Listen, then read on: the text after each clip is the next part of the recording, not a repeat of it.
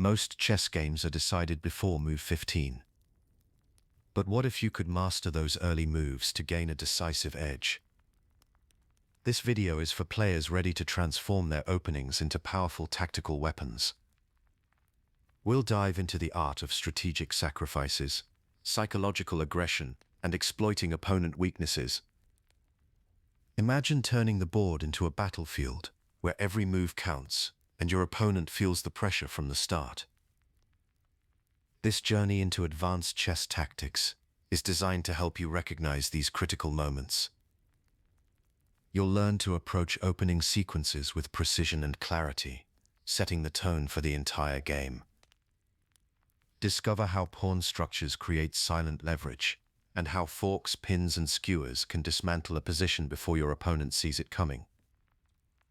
We'll explore how piece coordination turns individual moves into coordinated threats, and how a tactical checklist can guide your decisions. By the end of this series, you'll have developed the tactical vision and pattern recognition that separates players who react from players who control. Get ready to seize the initiative and limit your opponent's choices before the middle game even begins. Chapter 1: The Foundations of Early Dominance. The choices made in the first few moves of a chess match often shape the entire direction of the game.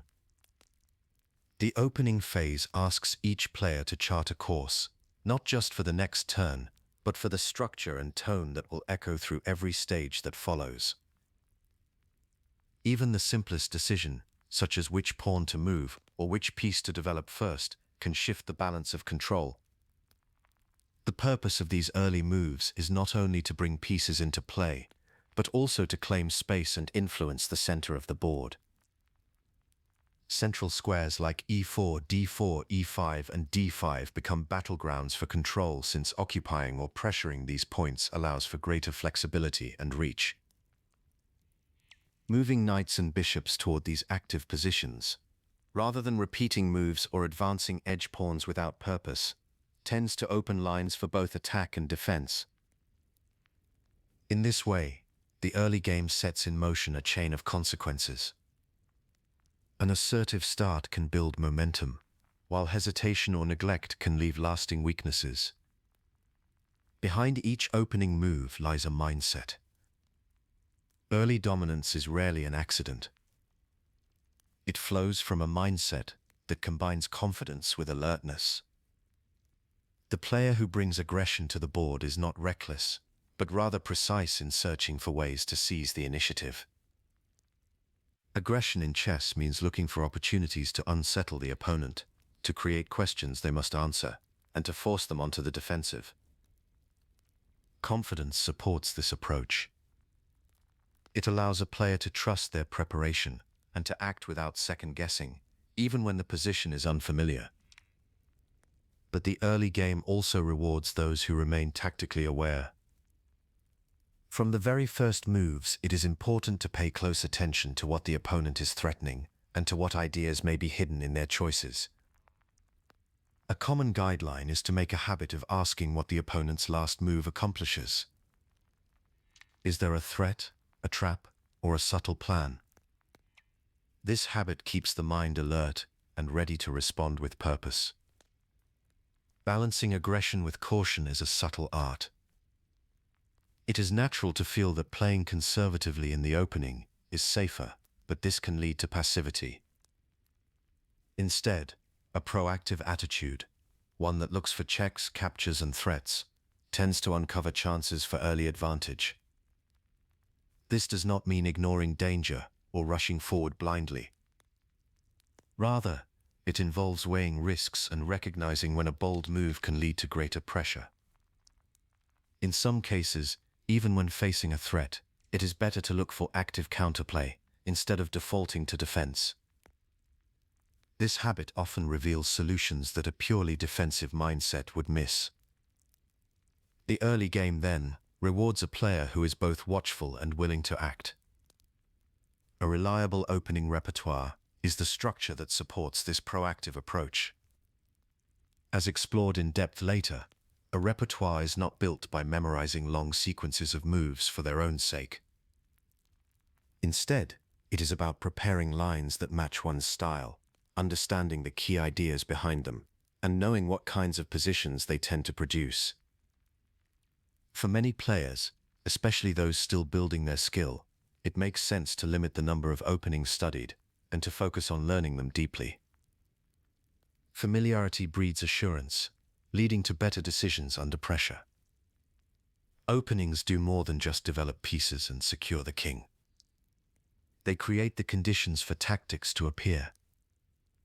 When pieces are mobilized quickly and aimed toward the center or the opponent's side of the board, the number of tactical possibilities tends to increase. Each move in the opening can open lines, create threats, or set up combinations that may become decisive. The player who understands their openings well is more likely to spot these opportunities and to use them to shape the flow of the game. The opening phase is also the moment to ensure the king's safety, typically by castling, and to avoid weaknesses that can be exploited later. A prepared and practiced opening repertoire acts as a springboard for creativity. With the basics in place, pieces developed, king safe, center controlled, a player is free to search for tactical shots and to adapt as the game unfolds. The key is to treat the opening not as a script to follow blindly, but as a platform for active play. The best openings leave room for ideas, not just moves. They support flexibility and allow a player to choose plans that fit the position and the opponent's responses. Early dominance in chess is not a matter of force or luck. It is the result of clear intention, steady preparation, and a mindset that values opportunity. Each move in the opening phase is a statement of purpose, a step towards shaping the game on your own terms. By approaching these first moves with attention and readiness, you create a foundation that supports every tactic, strategy, and decision that follows. In chess, the direction set in the opening phase can be difficult to reverse. A strong start is not just an advantage. It often signals to both players who holds the initiative and who must respond. This understanding changes the way you see the board from the very first move, inviting you to shape the game rather than simply react to it. Chapter 2: Opening Sequences. First moves matter. Every game of chess is decided somewhere, and often that somewhere begins in the first few moves, before most players even sense the tension building. The first decisions you make do more than place pieces on the board. They set a tone, send signals, and begin a quiet contest for control. One of the most important ideas in this early stage is tempo. As established, each move is like a unit of time, and gaining tempo means forcing your opponent to respond in ways that do not improve their own position. In the opening, this principle takes on its sharpest edge. For example, if you move a piece to attack one of your opponent's pieces, and they must use their next turn to move it away, you have gained tempo. You have developed your own plan, while making them lose time. This idea matters most in the opening. Here, every move that develops a piece toward the center, opens lines for other pieces, or puts pressure on the opponent's setup can help you gain tempo. Moves like advancing the king's pawn or queen's pawn not only claim space but also clear the way for bishops and queens, all in a single step. When your moves do more than one thing at once, you start to build momentum. You are not just moving pieces, you are asking questions of your opponent, compelling them to address your threats or presence. This is the heart of active play. Passive moves, those that repeat or move the same piece without necessity, tend to lose tempo. They give the opponent more freedom to develop their own plans, and can allow them to seize the initiative. It is easy to confuse tempo with material advantage, but they are not the same. Where material counts what you have, Tempo is about how efficiently you are using your moves to advance your plans. A player who gains tempo can sometimes create threats or control space even with equal or less material. The flow of the game tends to favor the player who acts with tempo, since they are more often the ones shaping the board and dictating reactions. In the opening, this can mean getting more pieces into play quickly, controlling key squares, or pressuring weaknesses before the opponent is fully ready. Utilizing tempo effectively is a practical way to take charge early and dictate the terms of the game. The early moves are not just about individual pieces. They are about building a sequence, an opening, that keeps the pressure on your opponent and opens tactical possibilities. Some sequences are designed to exert immediate pressure. For example, starting with the king's pawn to e4 opens lines for the queen and bishop and claims a share of the center. If black answers with their own pawn to e5, bringing out the knight to f3 puts immediate pressure on the e5 pawn and invites black to defend it.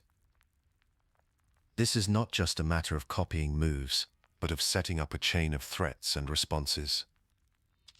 Each move in these sequences is chosen for a reason. Developing knights to f3 or c3, or for black to f6 or c6, brings them into the action quickly and helps contest the center or pressure advanced enemy pawns.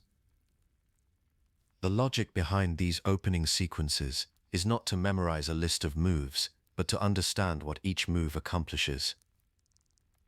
When you place both the queen and bishop bearing down toward the same target, such as queen to h5 and bishop to c4 in lines like the fried liver or the classical attack, you create immediate threats against vulnerable points like the f7 square.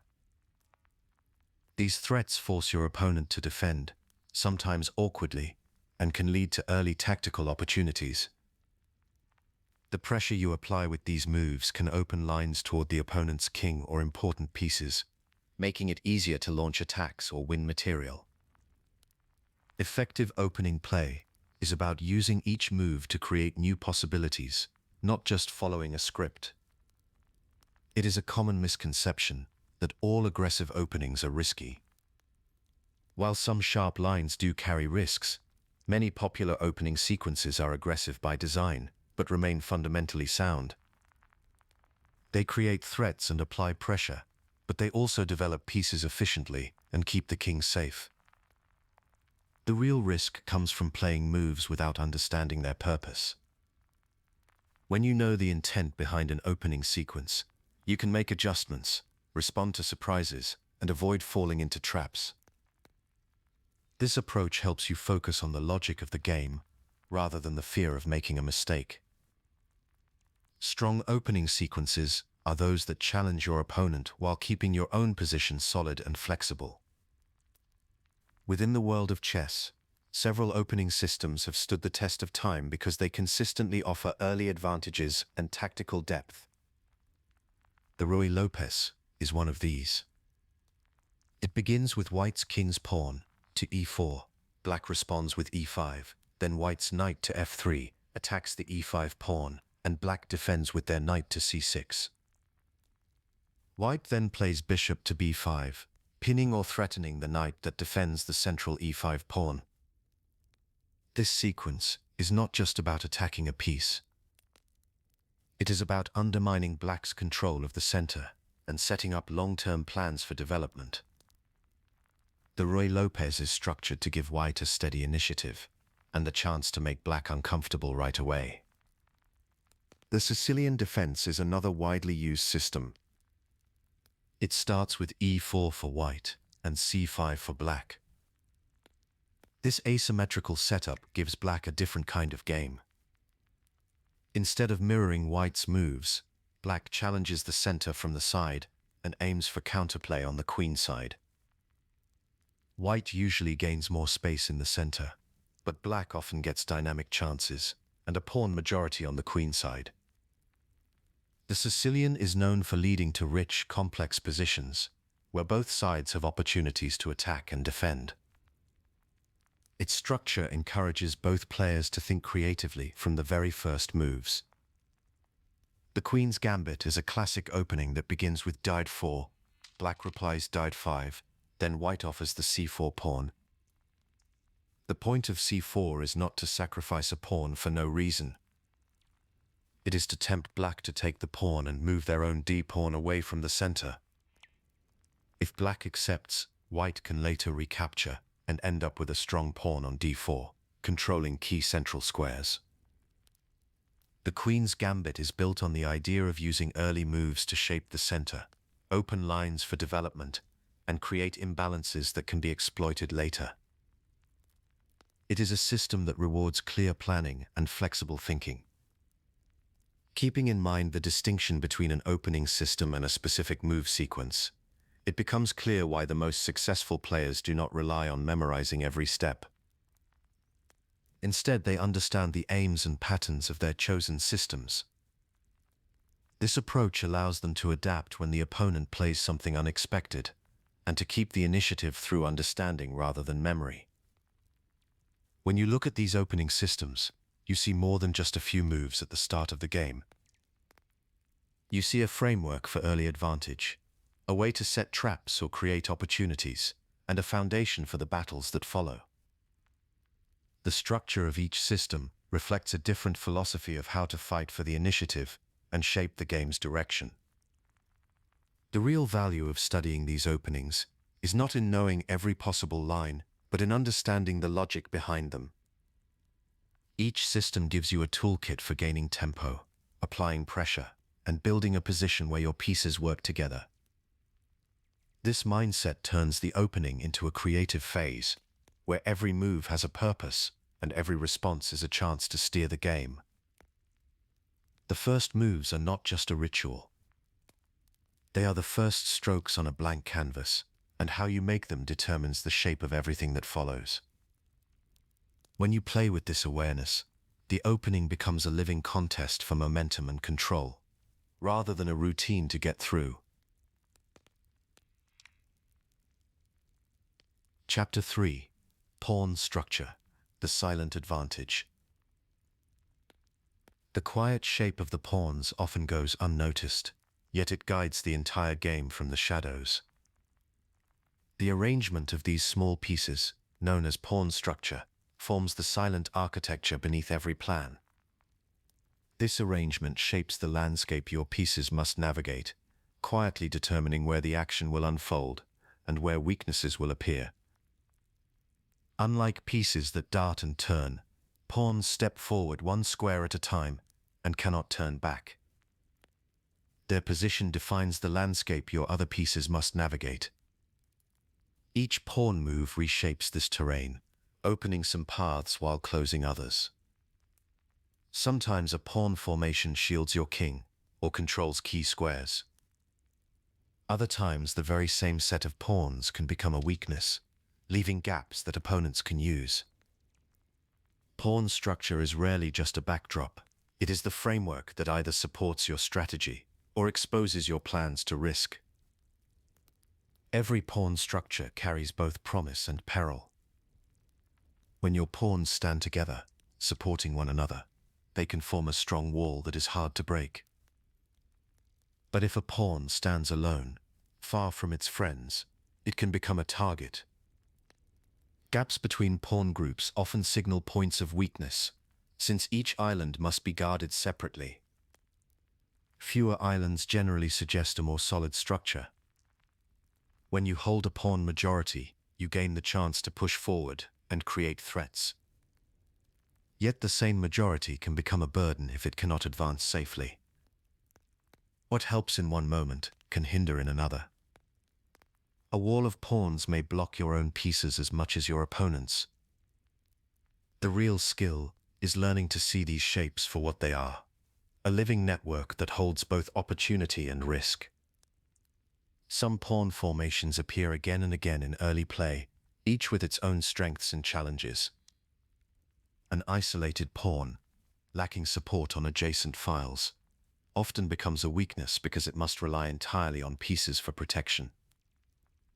Yet, isolated pawns can also open lines for your pieces, allowing for active play if handled with care. Doubled pawns are another common feature, and while they cannot defend each other and can restrict movement, they sometimes control key squares or open files for your rooks. This can restrict movement and create more pawn islands, but doubled pawns sometimes control important squares or open files for your rooks. A pawn chain, where each pawn is supported by the one behind it, gives space and points toward attack, but its base at the rear remains vulnerable. Chains often give you space and point the way toward attack, but their base, the pawn at the rear, is vulnerable. If this base falls, the whole chain can collapse. These formations do not exist in isolation. They shape how you and your opponent develop pieces, defend, and attack. Structure directs the flow of the game, guiding where the action will happen and what each player must defend. The way you use pawn structure can tip the balance of the early game.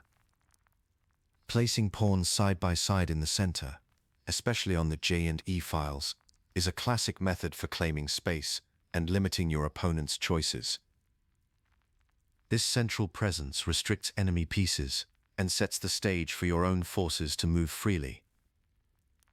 However, every pawn move is a commitment. Once advanced, a pawn cannot retreat, and the squares it once guarded may become open to the enemy. Creating a hole in your position by moving a pawn away can become a lasting problem if that square is left undefended and accessible to enemy pieces. The strongest players weigh each advance, balancing the urge to attack with the need to maintain a solid shape. By keeping your pawns connected and avoiding early unnecessary advances, you preserve options for both attack and defense, making it harder for your opponent to predict your plans. When you hold a pawn majority on one side, you gain the possibility of expanding there in the future. This does not mean you must rush forward, but rather that you should keep the option open. Pushing too soon can leave weaknesses behind, while waiting for the right moment can allow your majority to become a real threat. The structure of your pawns signals where you are strongest and where you are most vulnerable. By focusing your play on the side where your pawns outnumber the opponents, you can gradually create space, open lines, and build pressure.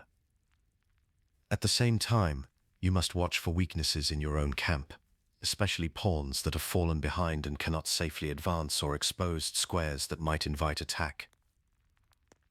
Seeing pawns as a system, not just as isolated pieces, is the shift that unlocks deeper strategy. Each pawn's fate is tied to the others, and a single move can ripple through the whole position. Rather than rushing to push forward or fearing every weakness, the experienced player treats pawn structure as a living map. It shows both the roads ahead and the pitfalls to avoid. With this mindset, every move becomes a chance to shape the board in your favor, not just for the next turn, but for the turns that follow. When you look at the board and see the network of pawns as a whole, the silent patterns become clear, and the true direction of the game begins to emerge. Chapter 4: Tactical Vision: Seeing Beyond the Board. A chessboard in mid-game can look deceptively still. The pieces hold their positions, the pawn structures are familiar, and the material count seems straightforward. But underneath that surface, a different kind of game is being played. Yet beneath this surface there is another dimension, one shaped by fleeting threats and hidden chances. Tactical vision is the skill that brings this hidden layer into focus. It is the ability to see not just what is, but what could be, within the next few moves. While strategic planning unfolds over many turns, tactical vision zooms in on the short term, on sequences that can change the balance of a position in an instant. This is not about guessing or hoping for mistakes. Instead, it is about observing carefully, noticing patterns, and calculating with clarity. Tactical vision reveals opportunities and dangers that are often invisible to the casual glance. At the heart of tactical vision is the habit of asking what has changed with each move. This habit is both simple and powerful. When your opponent makes a move, pause to consider its purpose. Is a piece newly undefended? Has a line opened for an attack? By looking for the reason behind every move, you start to notice threats and possibilities before they become obvious. This step-by-step questioning builds a foundation for tactical foresight. Anticipation is key.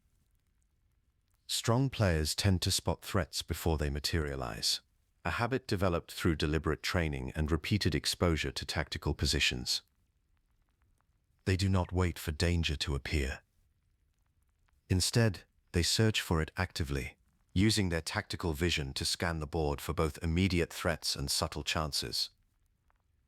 This skill rests on two pillars: calculation and visualization. Calculation means working out concrete move sequences, seeing which lines are forced and which are optional. Visualization is the mental ability to play out these moves in your mind, to picture the new position after each step. Together, these skills allow you to test an idea before committing to it on the board. For example, you might notice a piece that seems vulnerable. Calculation helps you check if there is a sequence that wins material. Visualization lets you see the position after those exchanges, making sure you are not walking into a trap. Over time, these abilities grow with practice, becoming more natural and reliable. Pattern recognition bridges tactical vision and intuition. Unlike the deliberate step-by-step work of calculation, it operates quickly and almost automatically, built up through repeated exposure to motifs and positions. With enough exposure, these patterns become familiar, and you begin to notice them without conscious effort. This is why experience matters so much in chess. It is about seeing echoes of old positions in new situations. Intuition is not a substitute for calculation, but a partner to it. It points you toward promising ideas. Calculation then confirms whether those ideas work in the current position. A common confusion is to treat tactical vision as pure intuition or guesswork. In reality, it is a disciplined process. Tactical vision is not about making hopeful moves. It is about building up a mental toolbox of motifs and sequences, then applying them step by step. The strongest players combine their sense for patterns with careful checking, resisting the temptation to assume an idea will work just because it feels familiar.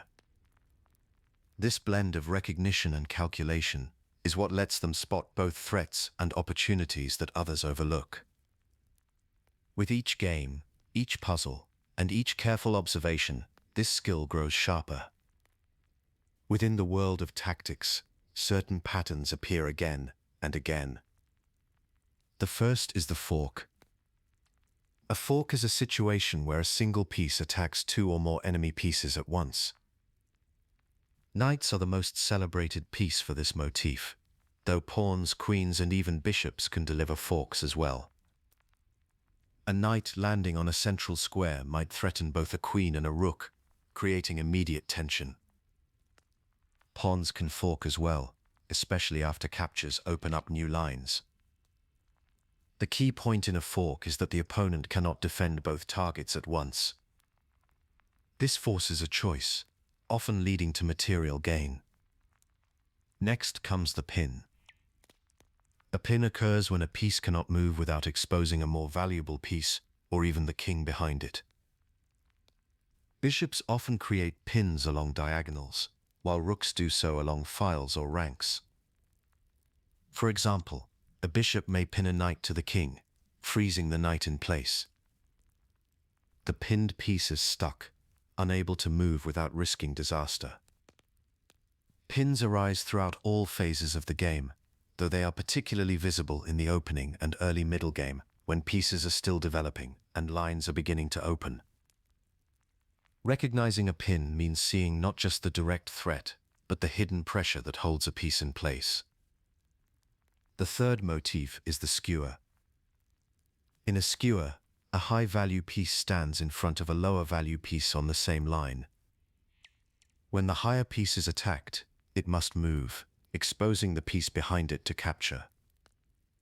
Bishops and rooks are the main tools for skewers, as their long-range movement makes it possible to line up targets.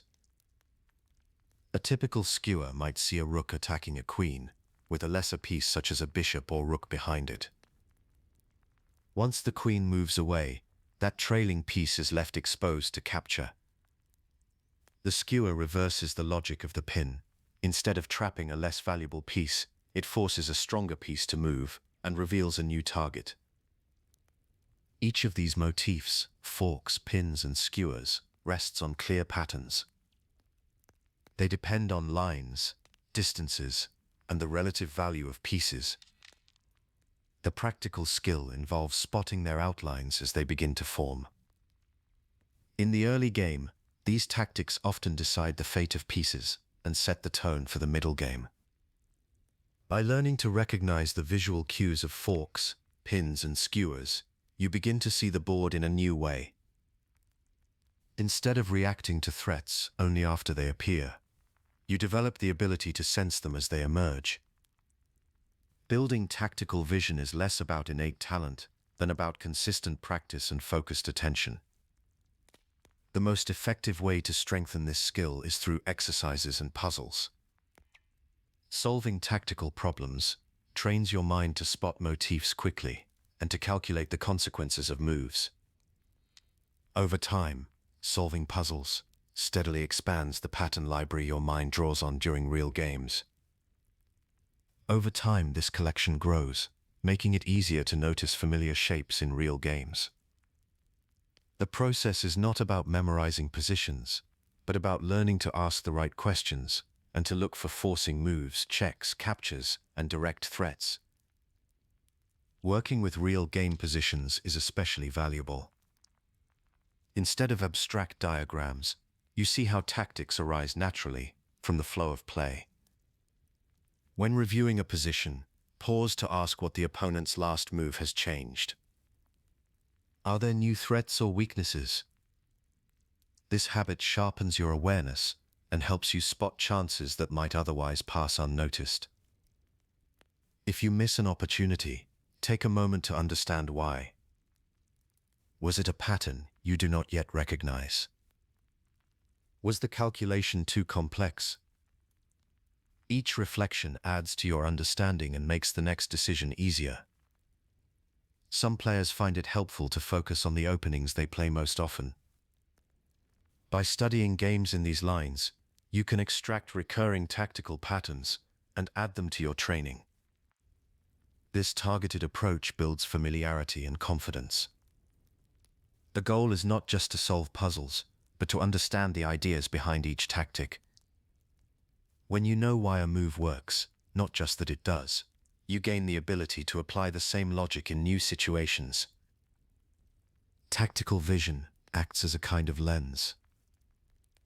It sharpens your view of the board, revealing layers that are hidden from the untrained eye. With steady practice, the outlines of forks, pins, and skewers become as familiar as the arrangement of pawns or the setup of your favorite opening. The board begins to speak in patterns and possibilities. Each move is no longer just a response, but a quiet search for the next opportunity. This shift changes the way you approach every game, preparing you for the deeper tactical discoveries that lie ahead. Chapter 5. Control the Center. The Battle for Space. 4 squares. That is all it takes to decide who controls the board. d4, d5, e4, and e5 form the core battleground where the early game is won or lost, and the fight for them begins before either player has made a second move. In chess teaching, these squares are not just coordinates. They are the crossroads of strategy, offering the greatest access to both sides of the board. To control the center means more than placing pieces there. It means shaping the flow of the game from the very first moves.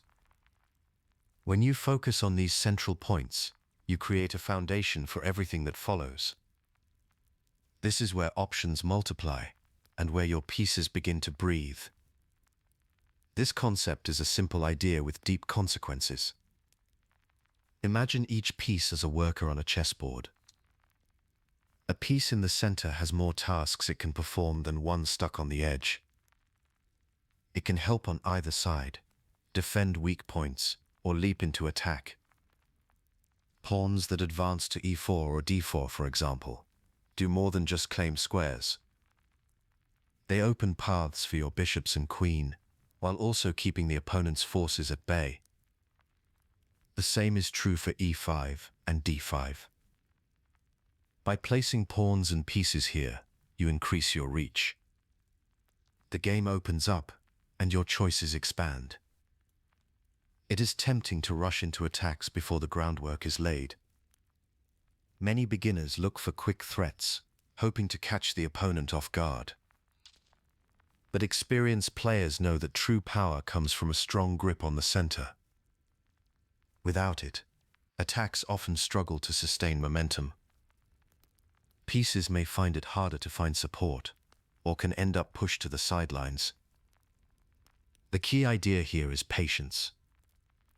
Taking time to claim the center is not a delay. It is an investment. With each move, your position grows firmer, and your pieces become more flexible. The urge to launch an early assault fades as you recognize the strength that comes from steady central development. As the game moves forward, the benefits of central control become more concrete. When your pawns and pieces occupy or influence the center, tactical opportunities begin to appear. Attacks that start from the center can reach either wing in fewer moves. A knight on e4 or d4 can threaten both sides of the board, while a bishop with a clear diagonal from the center can cut through the opponent's defenses. This presence is not purely offensive. The same grip on the middle allows you to coordinate defenses, routing help quickly to wherever it is needed. Piece coordination, that hidden strength behind central control, pays its biggest dividends when your forces are anchored in the middle. Clustered there, they can double up on a single threat or spread out to cover weak squares. This flexibility is what separates a strong position from a fragile one. If your opponent tries to break through on the flank, your centrally placed pieces can quickly shift to meet the challenge. This control gives you the ability to respond rather than react, shaping the direction of the game instead of chasing after threats. There is a balance to strike. Overextending in the center, pushing pawns too far without proper support, can create weaknesses. Pieces left behind, or pawns advanced without backup, may become targets. The art is to build your presence in the center, while developing your other pieces in harmony. Each move should add to your control without leaving gaps. The center is not a place to claim and forget. It is a space to nurture, reinforce, and use as a springboard. The connection between central control and tactical vision runs deep. When you hold the center, you limit the opponent's options. Their pieces have less room to maneuver, and their plans become easier to anticipate. This restriction often leads to mistakes, as cramped positions can force errors. On the other hand, your own tactical chances increase. With more space and better piece activity, you can create threats that are harder to parry. The center acts as a stage where your tactical skills can shine, supported by the constant readiness of your pieces to join the action. Beyond the immediate tactics, central control offers a path to long-term positional strength. As the opening fades and the middle game begins, the player with a grip on the center often finds their plans easier to carry out. Space becomes a resource that can be converted into further advantages. When your pawns stand firm in the center, you can use them to support advances on either side. The opponent, meanwhile, may find their pieces boxed in, unable to contest key areas of the board. Central space shapes the character of the entire position. The pawn structure you create with early moves like e4, d4, e5, and d5 sets the tone for the middle game. If you hold the center, you can direct play toward the side where you have more space, launching attacks or building up pressure. The opponent may frequently find themselves responding to your plans rather than pursuing their own. Over time, this kind of control can contribute to lasting imbalances. You restrict the opponent's choices, making their position more predictable and their defenses more passive. Patience is essential. The benefits of central control do not always appear right away. Sometimes you must wait, quietly improving your pieces and reinforcing your hold on the center. But as the game progresses, the rewards of this approach become clear. The center is more than just a set of squares. It is a living space, one that shapes the possibilities of every move. When you learn to see the center as both a resource and a launching pad, your understanding of chess deepens. The battle for space is ongoing, but the player who claims the center gains a lasting edge, a position from which every future plan can grow.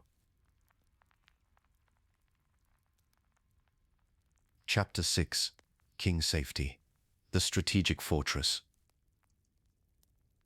Every game of chess begins with a silent threat. The moment the king is left without shelter, every advantage you have built can unravel in a single sequence. In the opening, the need to protect the king is not a background concern, but a central priority. That shielding, built from pawns, pieces, and the structure of the position itself, is the thread running through everything in this chapter. The reason this matters so much is that even a strong position can collapse if the king is left exposed.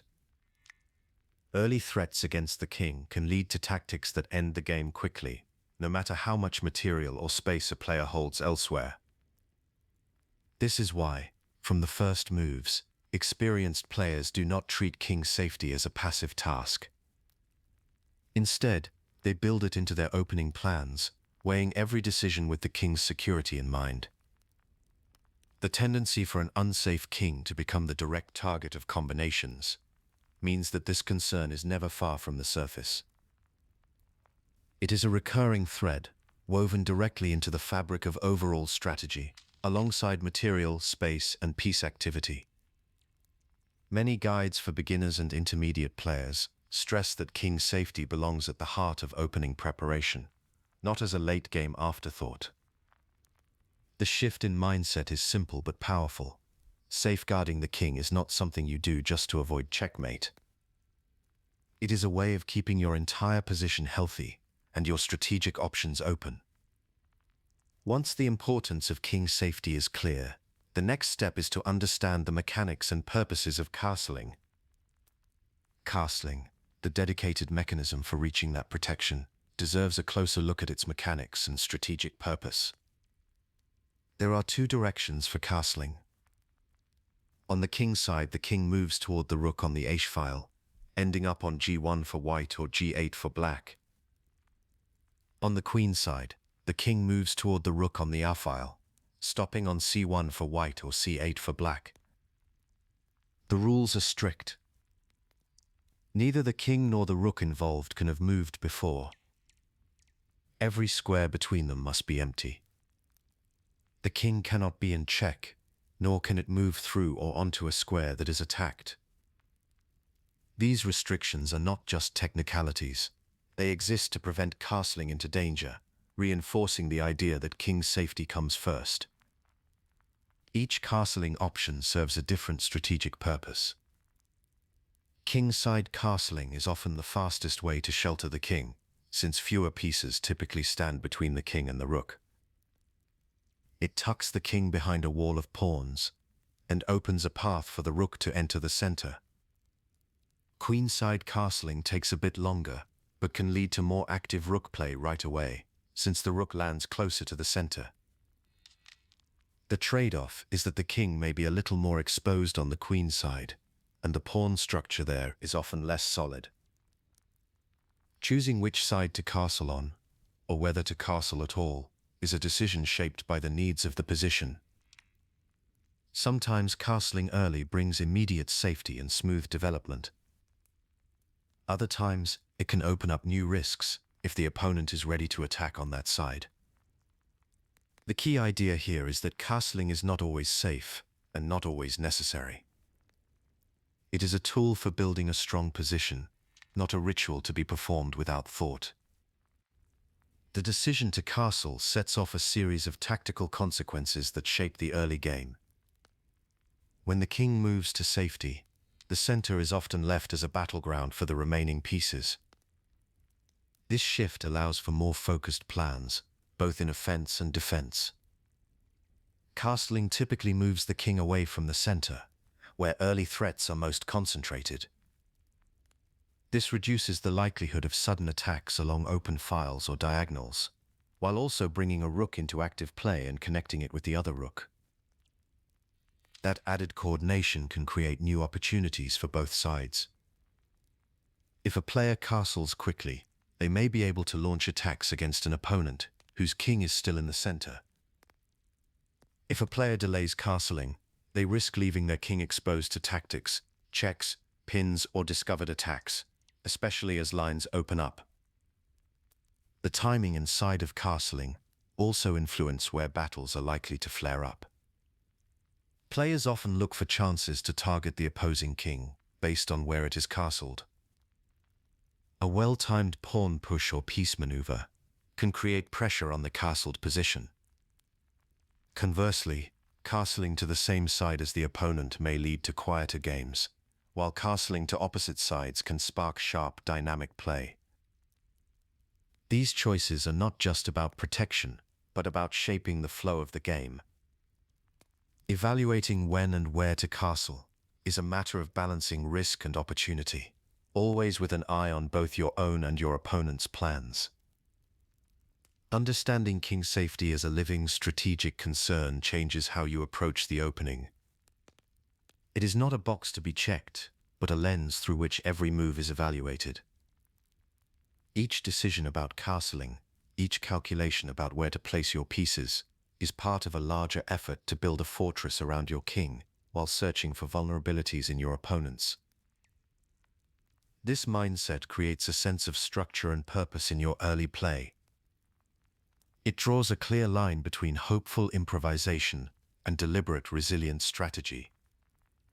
When king safety is treated as the backbone of your opening, every piece on the board becomes a part of that fortress, and every move becomes a step toward a position that is both secure and full of potential. Chapter 7: Piece Coordination, the Art of Harmony. Piece coordination was introduced earlier as the hidden strength behind central control, but its full scope reaches well beyond the center. The real art of coordination lies in weaving every piece together into a unified force, one where each supports the others and none acts in isolation. A well-coordinated position feels connected. Pieces do not act alone. They combine their strengths, covering weaknesses and focusing pressure where it matters most.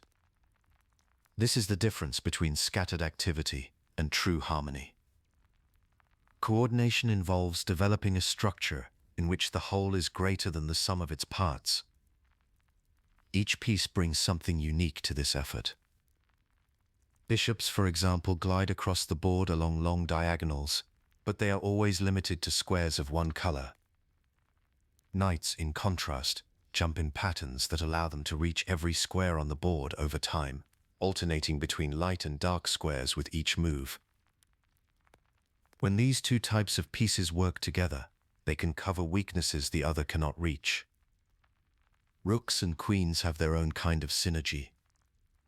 Both move straight along ranks and files, and when placed on the same file, they multiply the pressure. This is why open lines are so valuable for heavy pieces.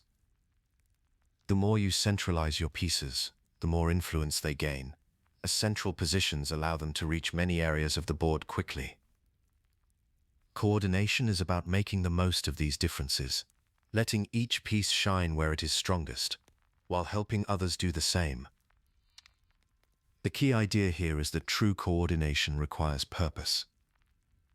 You are not merely placing pieces on good squares, you are aiming them together at targets that matter, often a weak point in the opponent's camp or a key square that controls the flow of the game. This is why central positions are so prized. Pieces in the center can pivot from one side to the other, supporting attacks or switching to defense as needed. Focusing solely on activity for its own sake can lead to powerful pieces that are disconnected, unable to help each other or combine their threats. Harmony comes from seeing how each piece's range, movement, and placement can be woven into a plan that links them together. It can be tempting to rely on a single strong piece to shape the game, but this approach often falls short.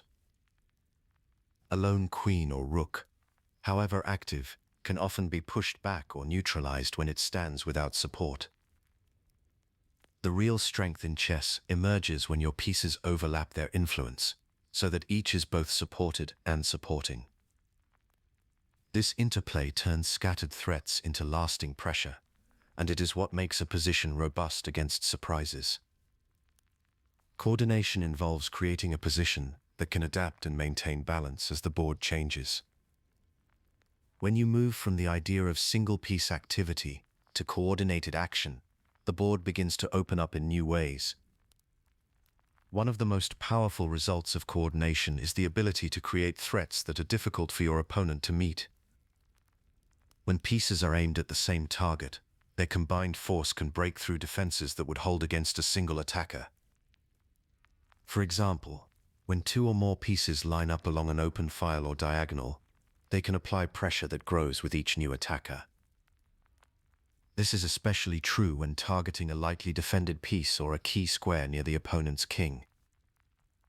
Sometimes, coordination means using one piece to tie down a defender while another joins the attack. Imagine a rook and a queen working together on an open file. The rook pins a knight to the king, while the queen increases the threat along the same line. The opponent is pressed to find a way out, often forced to make uncomfortable moves that weaken their position elsewhere. This kind of pressure does not come from isolated attacks. It grows from the careful alignment of multiple pieces, each adding to the threat and supporting the others.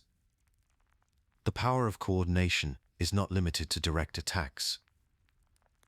Even without capturing material, coordinated pieces can control key squares and restrict the opponent's movement.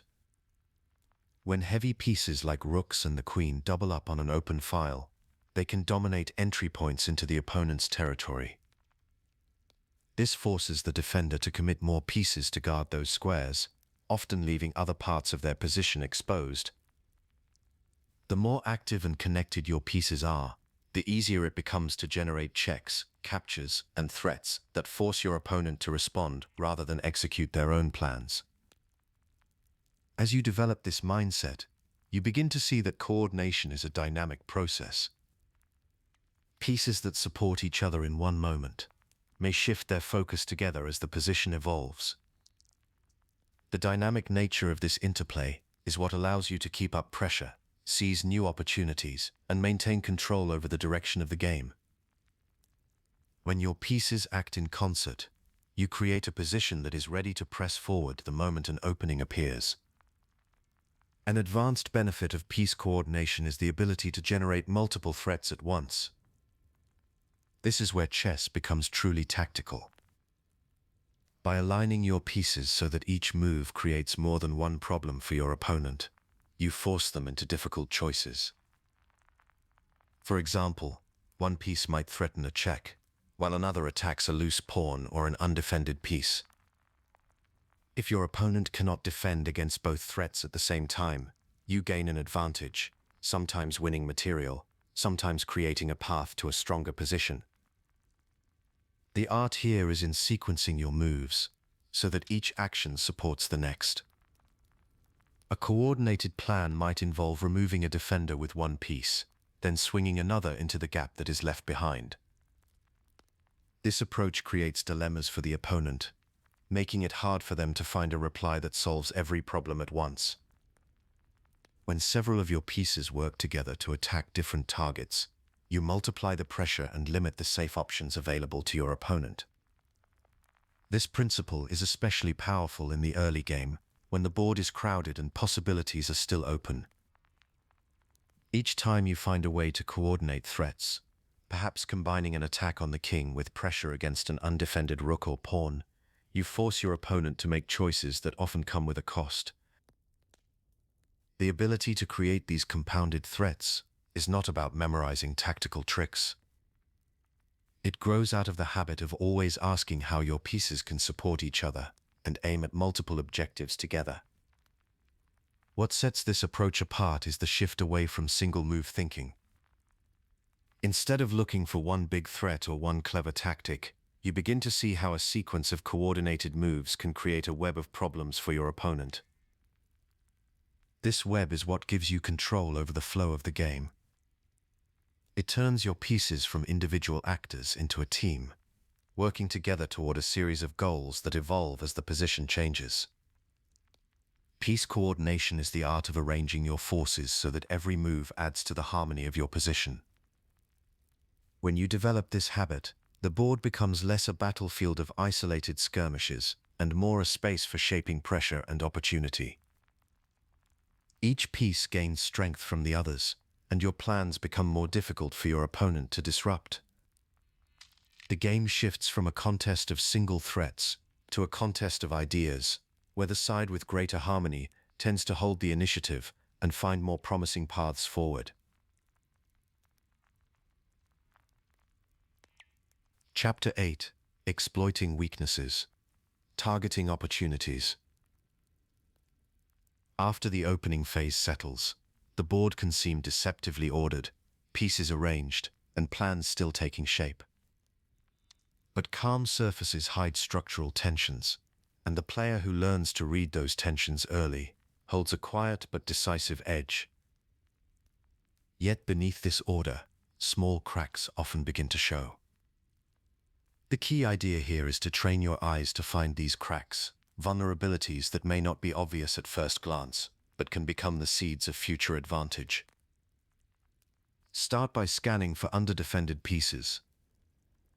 These are pieces that are attacked more times than they are protected, or are left without support entirely. They can become targets for tactical operations, especially if they sit far from the rest of the defending forces.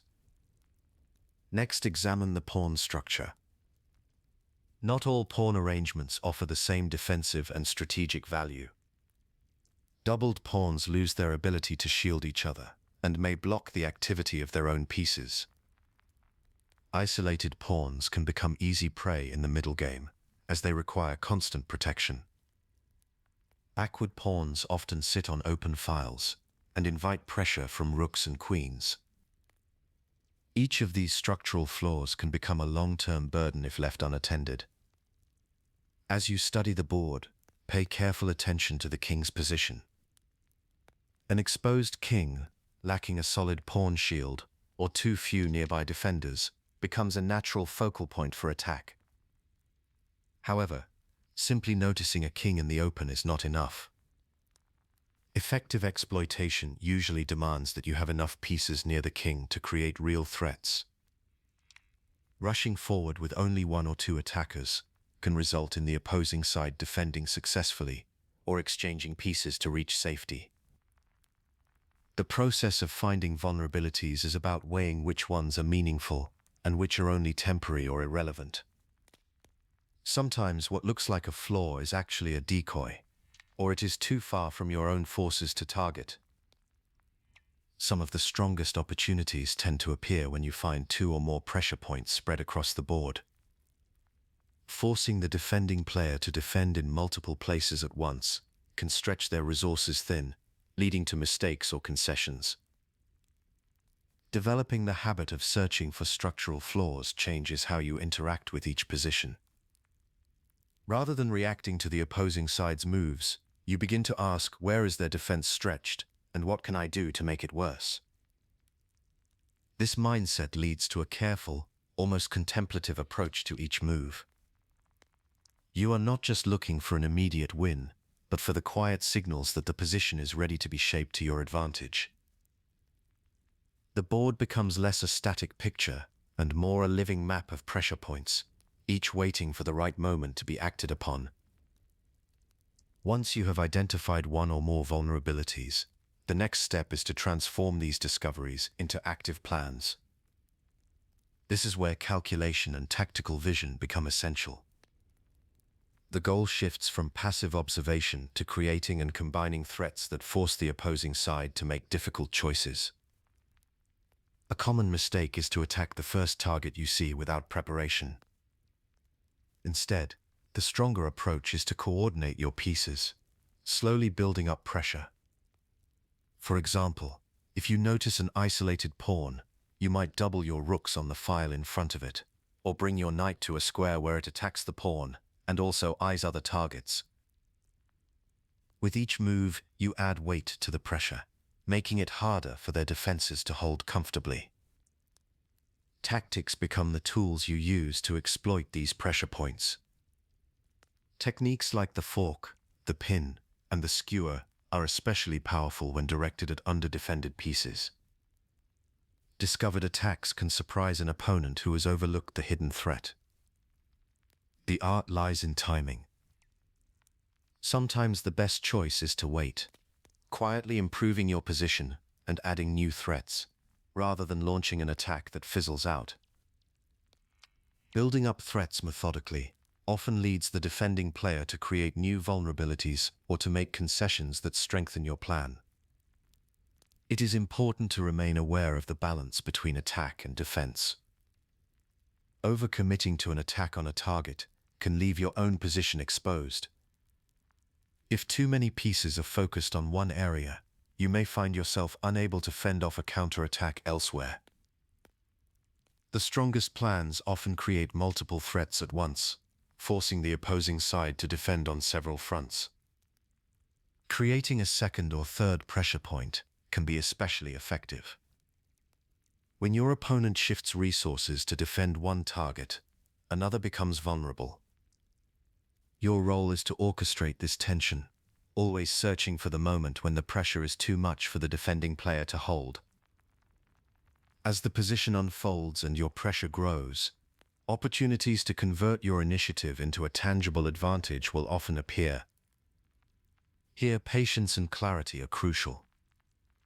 The goal is to achieve something lasting, whether that means winning material, improving your pieces, or establishing control over key areas of the board. Often, the first sign of success is when the opposing side is forced to give up a pawn or a piece to avoid more serious threats. Sometimes the reward is less obvious but equally valuable. You may gain access to an open file for your rook, or secure a strong outpost for your knight deep in enemy territory. Improving your worst-placed piece is a practical way to convert a positional edge into something more concrete. If you have gained space or forced the opposing side's pieces into passive positions, look for ways to bring your last undeveloped or awkward piece into the action.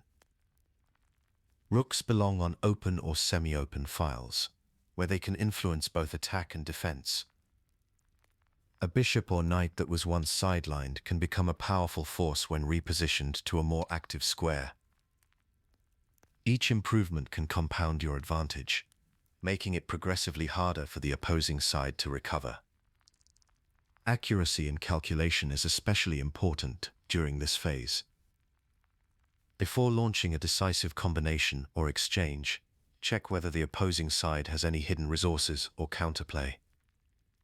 Avoid unnecessary exchanges that might reduce your pressure or allow the defending player to simplify into a drawn or defensible position. It is easy to become overconfident after gaining an advantage, but hasty moves can allow the opposing side back into the game. The discipline to pause, verify, and only then execute is what separates a fleeting opportunity from a lasting gain. Recognizing when you have achieved a real advantage is a subtle skill. Sometimes the right moment to stop pressing for more is when the opposing side is tied down, unable to create threats of their own. Other times, the best move is to transition from attack to consolidation, bringing your pieces back to safe, active positions, and preparing for the next phase. Trying to force the issue when the position is already in your favor can lead to overextension and unnecessary risk. The most reliable path is to let the position speak for itself, taking only what is offered and keeping your focus on maintaining control. The process of exploiting vulnerabilities is about cultivating the ability to sense when a position is ready to be transformed. Each vulnerability is a thread, and the art lies in knowing when to pull, when to wait, and when to weave those threads into a cohesive strategy that quietly secures the advantage. With this mindset, you move from seeing the board as a collection of isolated features to understanding it as a tapestry of opportunities, each waiting for the right moment to be turned into something real. Chapter 9. The Power of Pins and Skewers. A bishop slides onto a long diagonal. A queen steps forward one rank. Neither move looks threatening on its own, but somewhere along those open lines, two of the opponent's pieces have just fallen into alignment, and the whole character of the position is about to change. Among the most direct tools for creating early pressure are pins. These tactics rely on the simple idea of alignment. When a bishop or queen fixes itself along a central file or diagonal, it may find an opposing knight or bishop blocking the way, with a more valuable piece, often the king or queen, positioned behind. The pinned piece cannot move freely. Its role shifts from active participant to reluctant defender, tied to the fate of what stands behind it. In an absolute pin, the piece truly cannot move without leaving the king in check. In a relative pin, movement is possible, but often costly.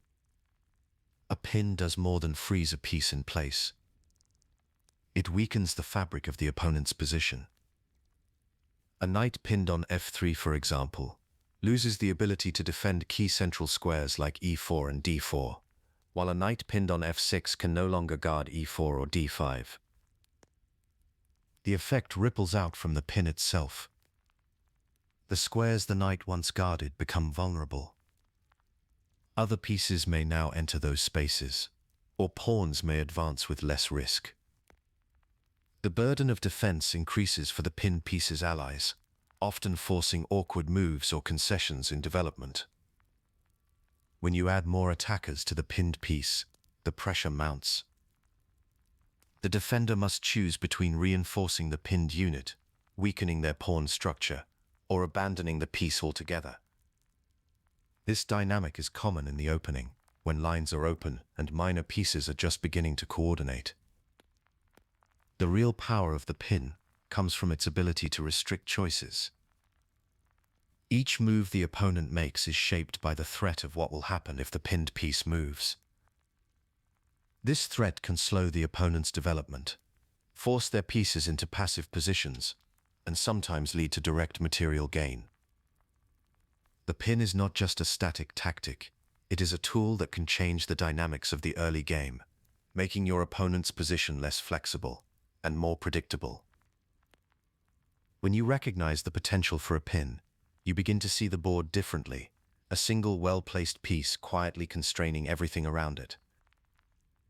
Skewers offer a related but distinct path to early advantage. Where a pin holds a piece in place to shield something more valuable, a skewer targets the valuable piece directly, forcing it to move and reveal what stands behind. The mechanics follow a simple logic. Along a shared line, your bishop, rook, or queen lines up behind two of the opponent's pieces, with the more valuable one in front. The threatened piece must escape the line of attack. When it moves, the piece behind is left exposed, often allowing for a clean capture. There are two main forms of skewer. In an absolute skewer, the king is in front and must move when checked, leaving the piece behind exposed with no escape. In a relative skewer, A high-value piece other than the king is in front, and while the opponent could technically leave it under attack, this choice is rarely made. The forced nature of the skewer means the less valuable piece will often be lost. Skewers tend to appear most often when the board is open and lines are clear, which can happen quickly in the early game after a few exchanges or ambitious development. A common confusion arises between pins and skewers, since both rely on alignment along a shared line. The key distinction is in the direction of pressure. In a pin, the less valuable piece is in front, immobilized by the threat to what stands behind. In a skewer, the more valuable piece is in front, compelled to move and abandon its partner. This difference shapes the nature of the threat and the likely outcome. While a pin creates ongoing pressure and restricts choices, a skewer leads to a direct exchange, often with a clear material gain. Spotting opportunities for pins and skewers comes down to careful observation and pattern recognition. The board is a shifting grid of potential alignments. After the first pieces have developed, look for moments when two of your opponent's pieces fall in line along a clear path. For pins, focus on situations where a less valuable piece, like a knight or bishop, shields a queen or king. For skewers, look for the opposite, a queen or king standing in front of a rook or bishop, with no friendly pieces in between. Open lines are essential. If your bishop or queen has a clear path, or your rook is placed on an open file, the conditions for these tactics are present. It helps to pause and ask simple questions. Are there two pieces aligned? Is the more valuable piece in front or behind? Can your attacking piece reach the line without being blocked or captured? Before committing, consider whether the opponent can block the line with another piece or counterattack your attacker. If the answer is no, the tactic may well be ready to play, though it is still worth checking for any remaining defensive resources before committing. Skewers and pins rarely appear by accident. They are the result of watching for these alignments, anticipating how your opponent's moves may create them, and positioning your own pieces to take advantage. Bringing these tactics into the early game changes the way you approach each move. Instead of seeing the board as a series of separate threats, you begin to notice the hidden connections between pieces. Pins and skewers are not just tricks, they are signals that your pieces are working together, using the geometry of the board to create pressure and force decisions. When you spot these opportunities, act with clarity. Apply pressure, add attackers if needed, and be ready to transition quickly from the tactic itself to consolidating your new advantage. The goal is not just to win material, but to leave your pieces better coordinated and your opponent with fewer options. The ability to recognize and execute pins and skewers is a sign that your tactical vision is growing sharper. The board becomes less opaque, more like a set of transparent layers, each revealing its own set of possibilities. With each game, the patterns become easier to see, and the rhythm of pressure and response feels more natural. Over time, you find yourself not just reacting to threats, but quietly shaping the game, move by move, with every alignment and every opportunity you create. Chapter 10: Forks and Double Attacks. A Double-Edged Sword. 1 move. 2 threats. No good answer. This is the quiet crisis. A well-timed fork or double attack drops into an opponent's lap, and learning to create it deliberately is one of the most practical skills in early chess. Picture a moment where one piece moves and suddenly, 2 or more enemy pieces find themselves under attack at once. This is the essence of a fork, a situation where the opponent faces a difficult choice, as it is rarely possible to save everything at once.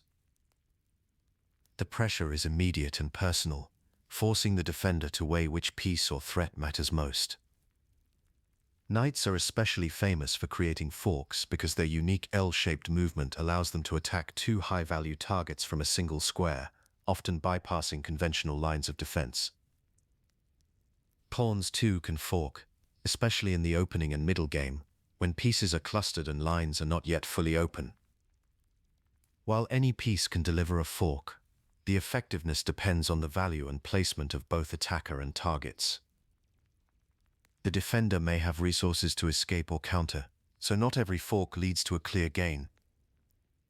Recognizing these moments as they appear, rather than after they have passed, is a skill that grows with deliberate observation and practice. Where the fork targets pieces directly, the double attack casts a wider net, encompassing situations where a single move sets up two threats that may target squares, the king, or a mix of material and positional dangers. In a double attack, the target is not always just an enemy piece. Sometimes it is a square that, if occupied, leads to checkmate or a devastating check. Other times it is a combination of threats to both material and position. The mechanics of setting up a double attack involve careful calculation and an understanding of how your opponent is likely to respond. Seeing a target is only the beginning. Anticipating which threats can be combined in a way that strains the defender's resources is crucial. The strongest double attacks force the opponent to choose between equally unpleasant options, increasing the likelihood of error or loss of material. While every fork is a form of double attack, not every double attack is a fork. For example, a discovered attack can create two threats at once, one from the piece that moves and another from a piece whose line of attack is suddenly revealed.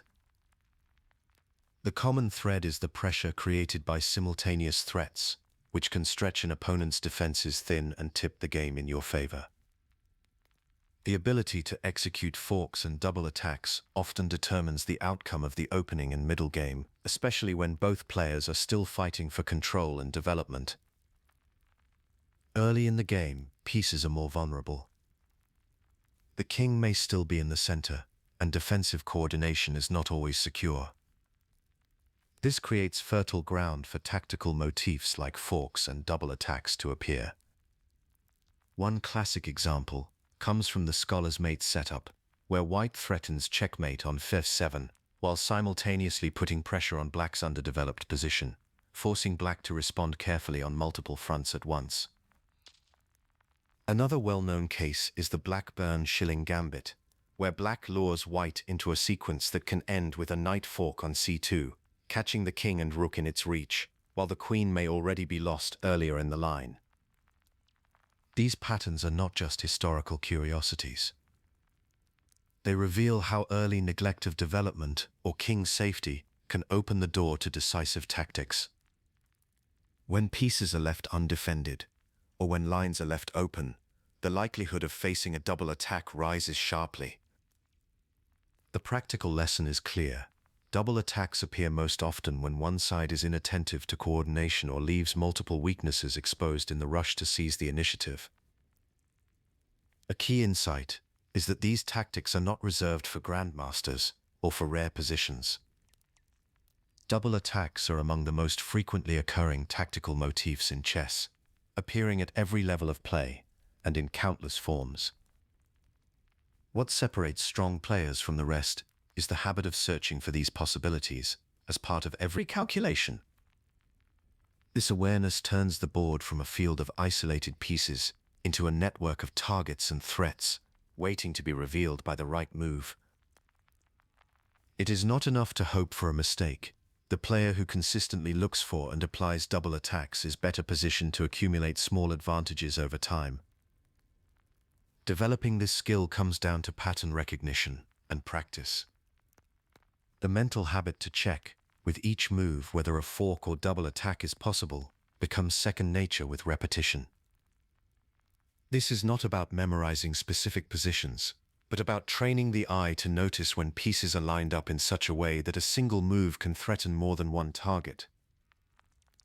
Over time, the mind learns to scan for these cues almost automatically, making it easier to spot opportunities before they slip away. Each successful fork or double attack in your own games reinforces this pattern, building confidence and tactical sharpness. There is a quiet satisfaction in executing a fork or double attack, a testament to careful observation and precise calculation. These tactics are the practical tools that shape the outcome of real games. The defender's struggle in the face of a double threat is a reminder of how quickly the balance can shift, and how much rests on the ability to see the board in layers rather than just as a collection of pieces. As you develop your own tactical awareness, the patterns of forks and double attacks will become a familiar language, guiding your decisions and sharpening your sense of opportunity. The board will begin to reveal its secrets through the quiet logic of threats that echo in more than one direction at once. This is the turning point where tactical vision becomes a habit of mind, preparing you for the deeper and more complex tactics that lie ahead. Chapter 11. Sacrifices. The calculated gamble. A sacrifice in chess is a moment of intention. It is the act of giving up material, such as a pawn or even a piece, not out of desperation, but as a deliberate choice. The purpose is not always to gain back that material right away, or even at all. Instead, a sacrifice aims for something less obvious, but often more valuable, a shift in the balance of the position. Sometimes the goal is to open lines toward the opponent's king, to expose a weakness, or to unbalance the careful coordination of enemy pieces. Other times it is about creating new targets or seizing the initiative, forcing the opponent to answer your threats instead of carrying out their own plans. The main idea is to trade something concrete for something dynamic, pressure, activity, or control over the flow of the game. The motives behind a sacrifice can be tactical or positional. A tactical sacrifice is like a spark that tries to ignite an immediate fire. Its reward is usually clear and sharp, a direct attack, a forced checkmate, or a sudden gain of material after a sequence of forcing moves. Here the calculation is concrete, and the return on the trade must be visible right away.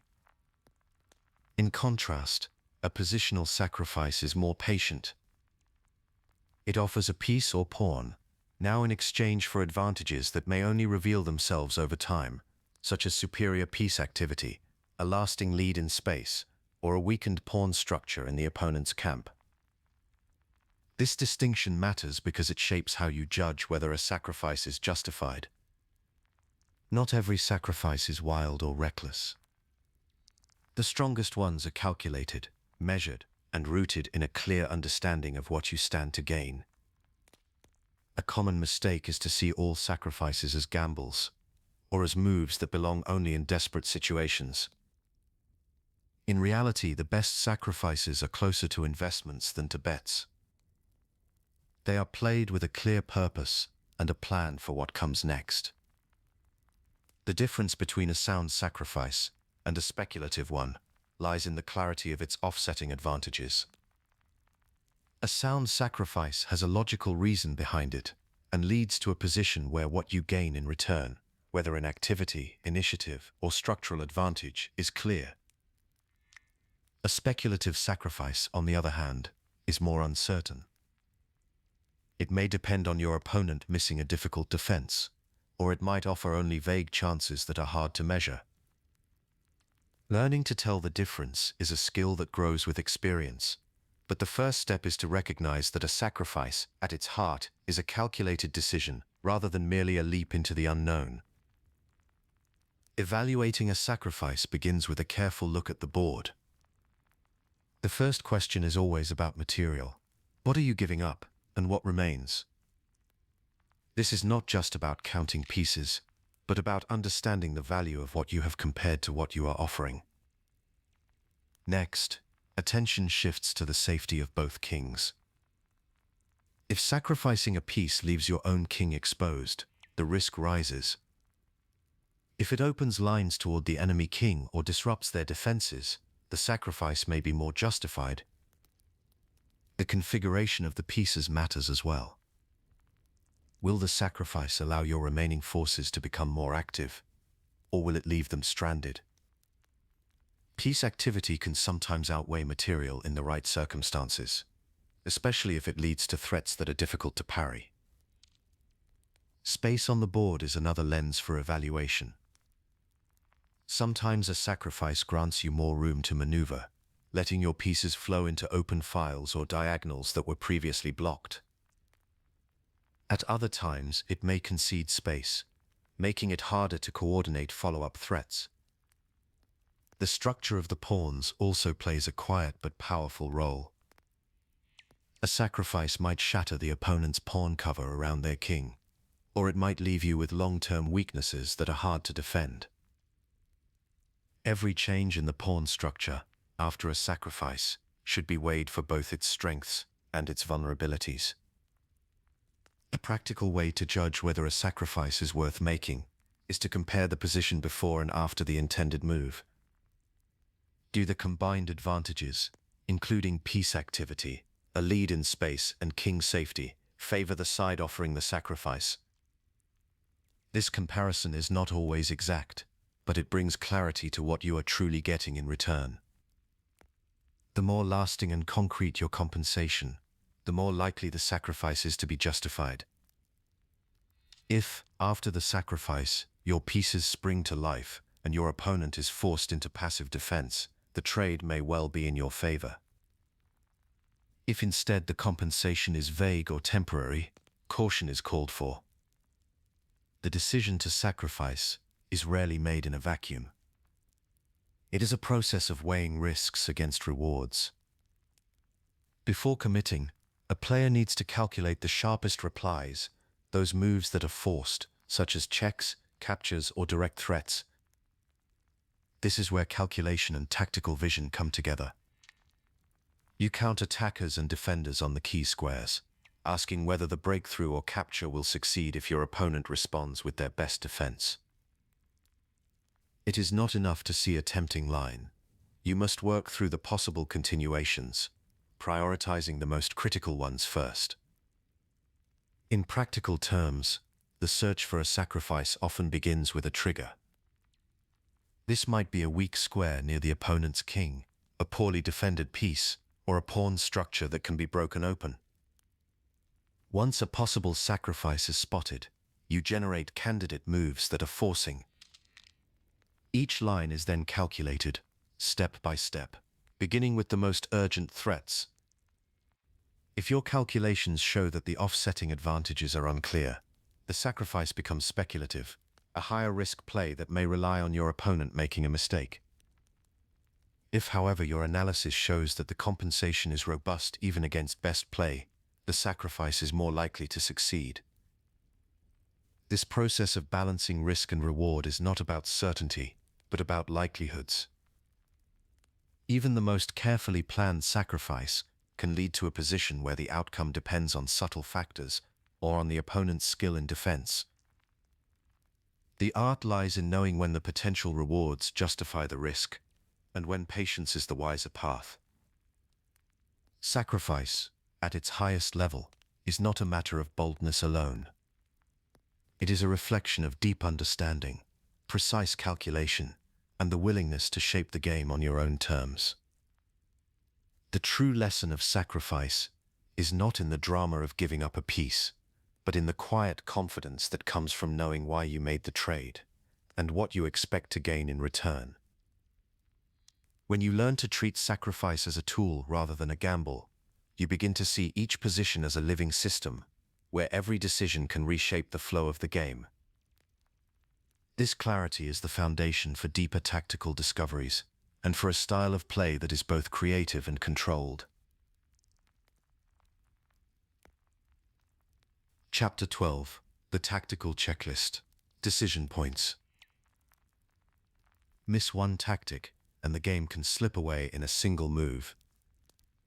At critical moments, when pieces are scattered and the clock is ticking, the difference between a decisive strike and a missed opportunity often comes down to whether you had a reliable process to guide your eye. Many players hope for inspiration, or rely on instinct, but this often leads to overlooking hidden chances or making impulsive moves. The key idea here is that a tactical checklist provides a gentle structure, a series of steps you can trust when the position demands careful thought. Instead of searching for a flash of genius, you walk through a repeatable process, scanning the board for tactical opportunities before choosing your next move. This checklist is not a tool reserved only for grandmasters or advanced players.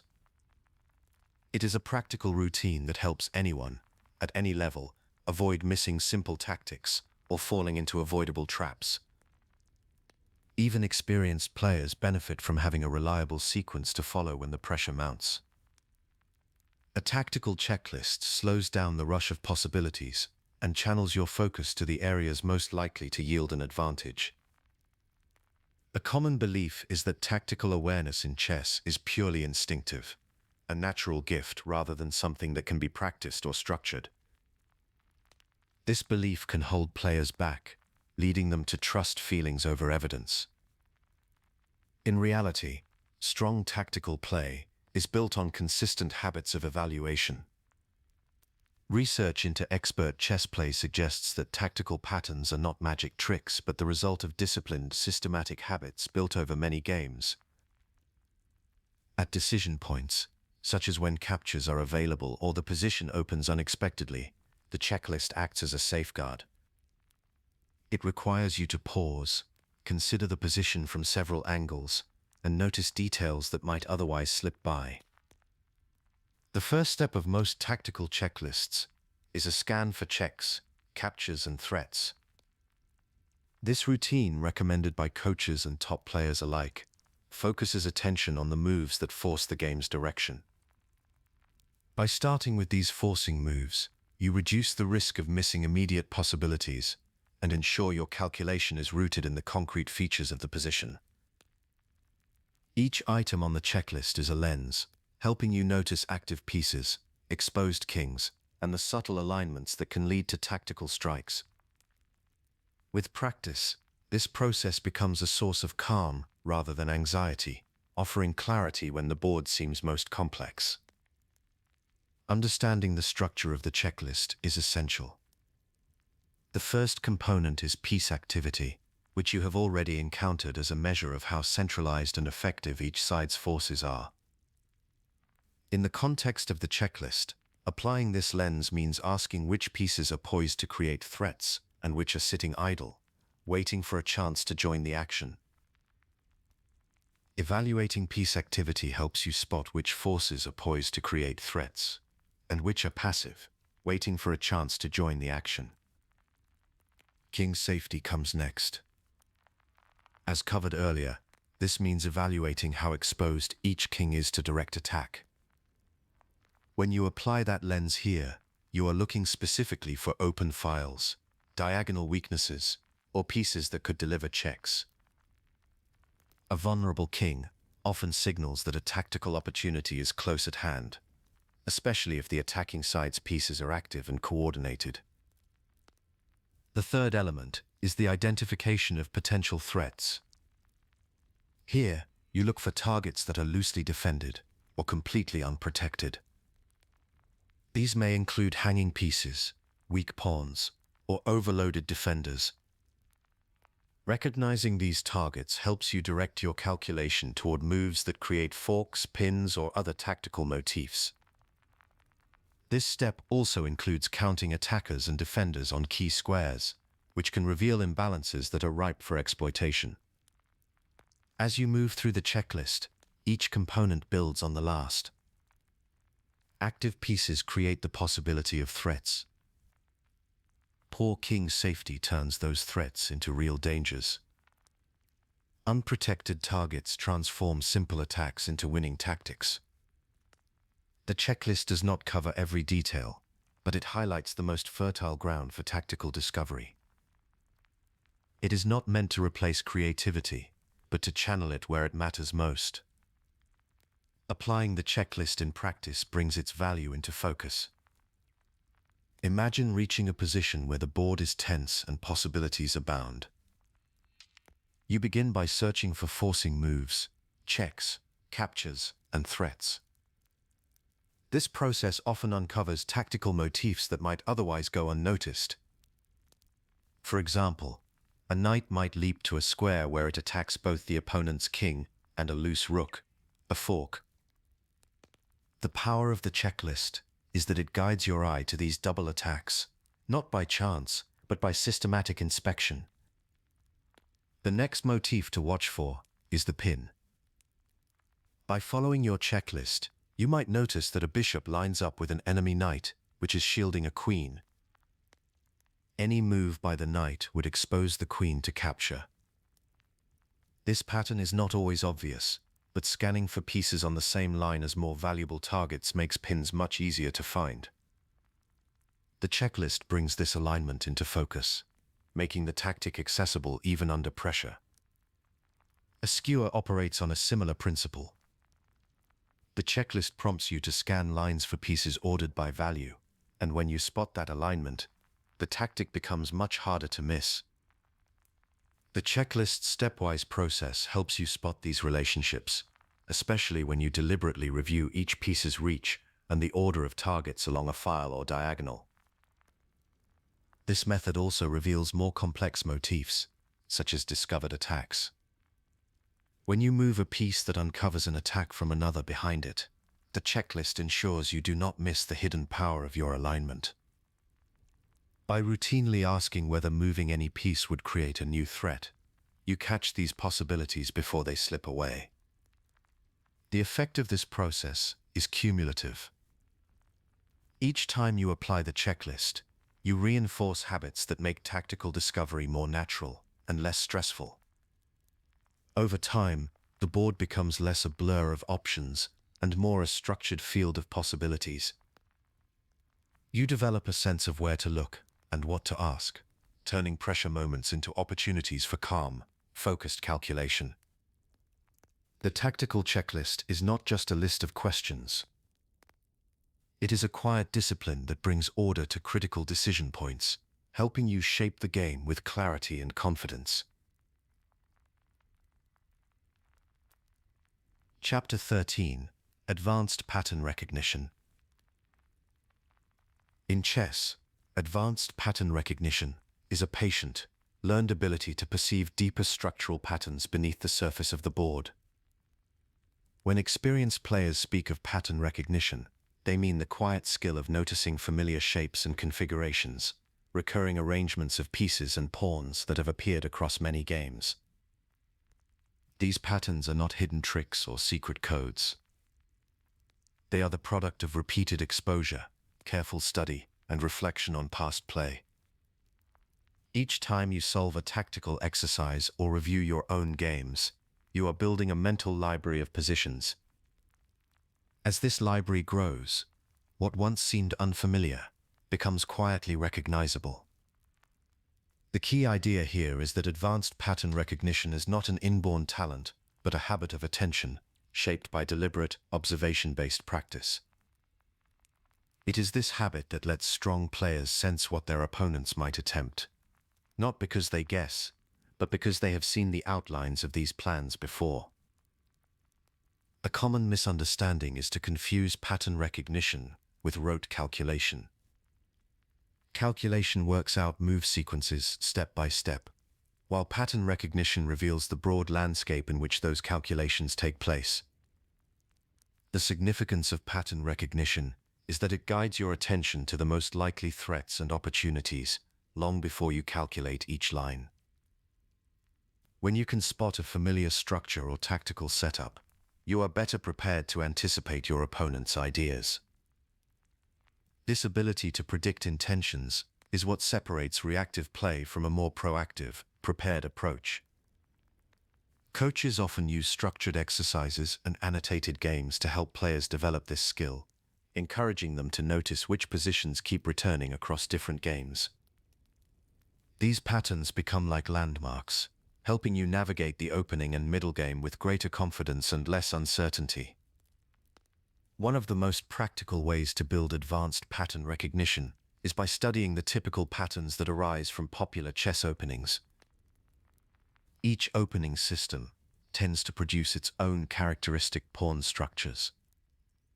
These structures in turn give rise to recurring tactical and strategic themes. For example, certain pawn formations might suggest the likelihood of a kingside attack, while others might signal the danger of a central breakthrough. By associating these structural cues with common tactical ideas, you can start to see the board as a set of possibilities rather than a blank slate. It is not necessary to memorize every move in an opening. What matters more than memorizing every line is recognizing the typical positions that follow and understanding the structural patterns that drive the game forward. A methodical approach is helpful here. When you review games in your preferred openings, pay attention to how experienced players handle the same types of positions. Notice which piece placements tend to appear, which squares become important, and where tactical shots often occur. Many training manuals recommend focusing on the middle game positions that arise from your favorite openings, rather than just the first few moves. This habit shifts your attention from memorizing move orders to understanding the structural patterns that drive the game forward. The more you see these patterns, the easier it becomes to sense when an opportunity is about to appear. Vigilance in the opening phase is especially important. The first moves of a game can quickly lead to positions where one side gains a lasting advantage or falls into a subtle trap. By learning to recognize which pawn structures and piece arrangements tend to create these situations, you can avoid the common mistake of drifting into a familiar but dangerous setup. Pattern awareness does not mean relying on memory alone, but using your accumulated knowledge as a lens through which to examine each new position. This way, you are less likely to be caught off guard by a tactical surprise, and more likely to find opportunities that others might overlook. The practical value of advanced pattern recognition becomes clear when you consider the power of foresight in chess. As introduced earlier, foresight shapes your choices long before a tactical shot appears, letting you anticipate how a pattern might evolve over several turns, rather than merely seeing one move ahead. When you recognize a familiar structure early, you can select your plans more quickly, saving precious time for the moments when calculation is essential. This efficiency allows you to focus on the most critical lines, rather than getting lost in a sea of possibilities. Foresight also means setting up positions that favor your plans while quietly limiting your opponents. If you can see how a pattern is likely to develop, you can steer the game toward positions where your strengths are most effective. For example, recognizing a pawn structure that supports piece activity on one side of the board lets you arrange your pieces in advance, ready to exploit weaknesses as they appear. This approach is not about forcing events, but about preparing the ground so that opportunities arise naturally. The ability to look several moves ahead, grounded in a deep familiarity with common patterns, supports both tactical and positional play. When you know what kinds of threats are likely to appear from a given structure, you can anticipate your opponent's responses and shape the flow of the game. This reduces the risk of falling into well-known traps and helps you avoid building up weaknesses that can be targeted later. Many coaches recommend pausing during game review to predict likely continuations based on the patterns you recognize, then comparing these predictions against expert analysis. This practice strengthens your foresight and builds habits of preparation rather than reaction. The shift from reactive to prepared play is subtle but powerful. Instead of treating each new position as a puzzle to be solved from scratch, you begin to see the echoes of past games and familiar structures. The board becomes less mysterious, and your plans gain depth and resilience. Advanced pattern recognition turns the opening and middle game into spaces for quiet anticipation, where each move is a step in a broader design rather than a gamble or a guess.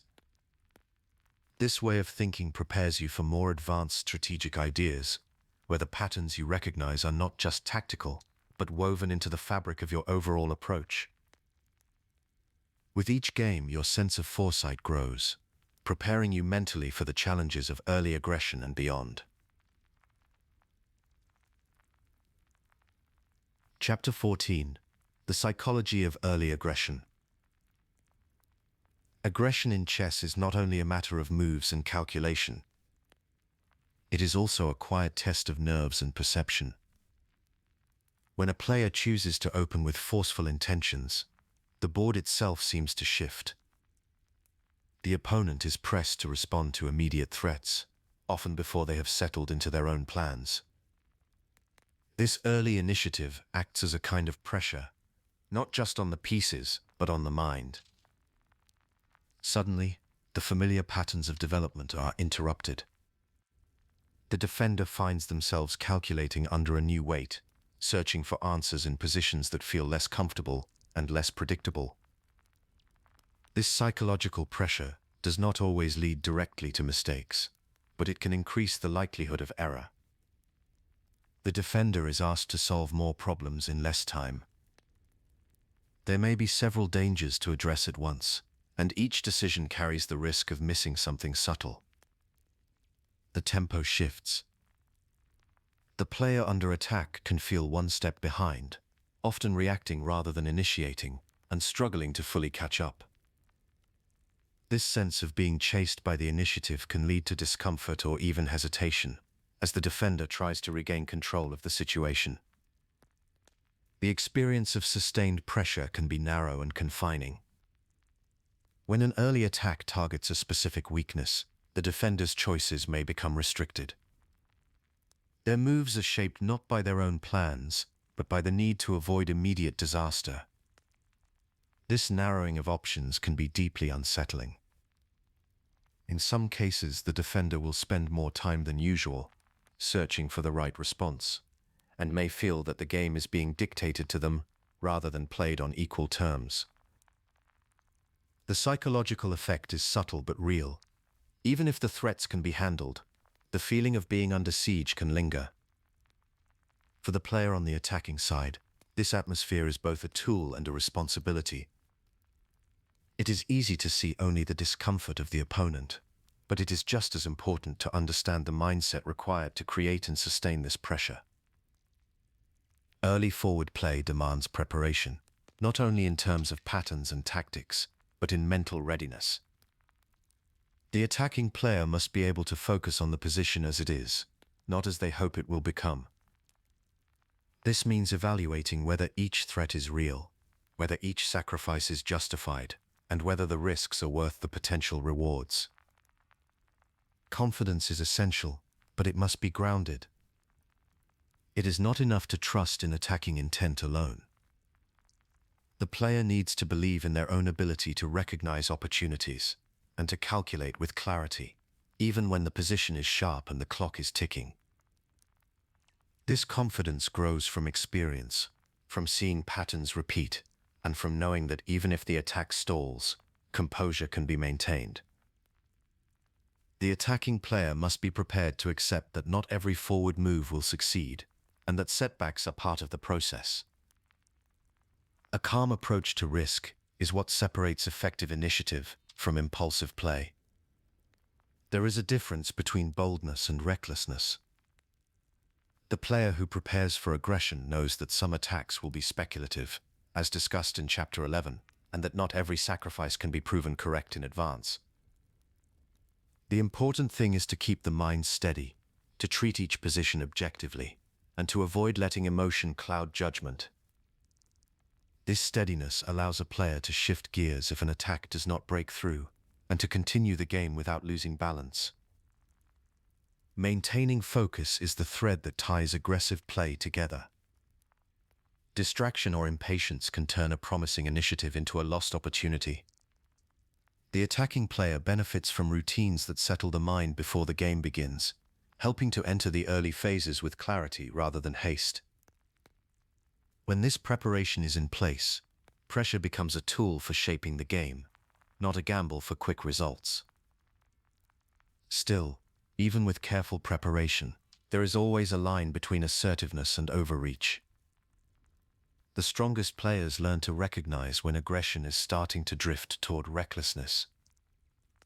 This awareness comes from a habit of checking, at each step, that their pieces are not left exposed, that the opponent's resources are not being ignored, and that their own forces are not overstretched.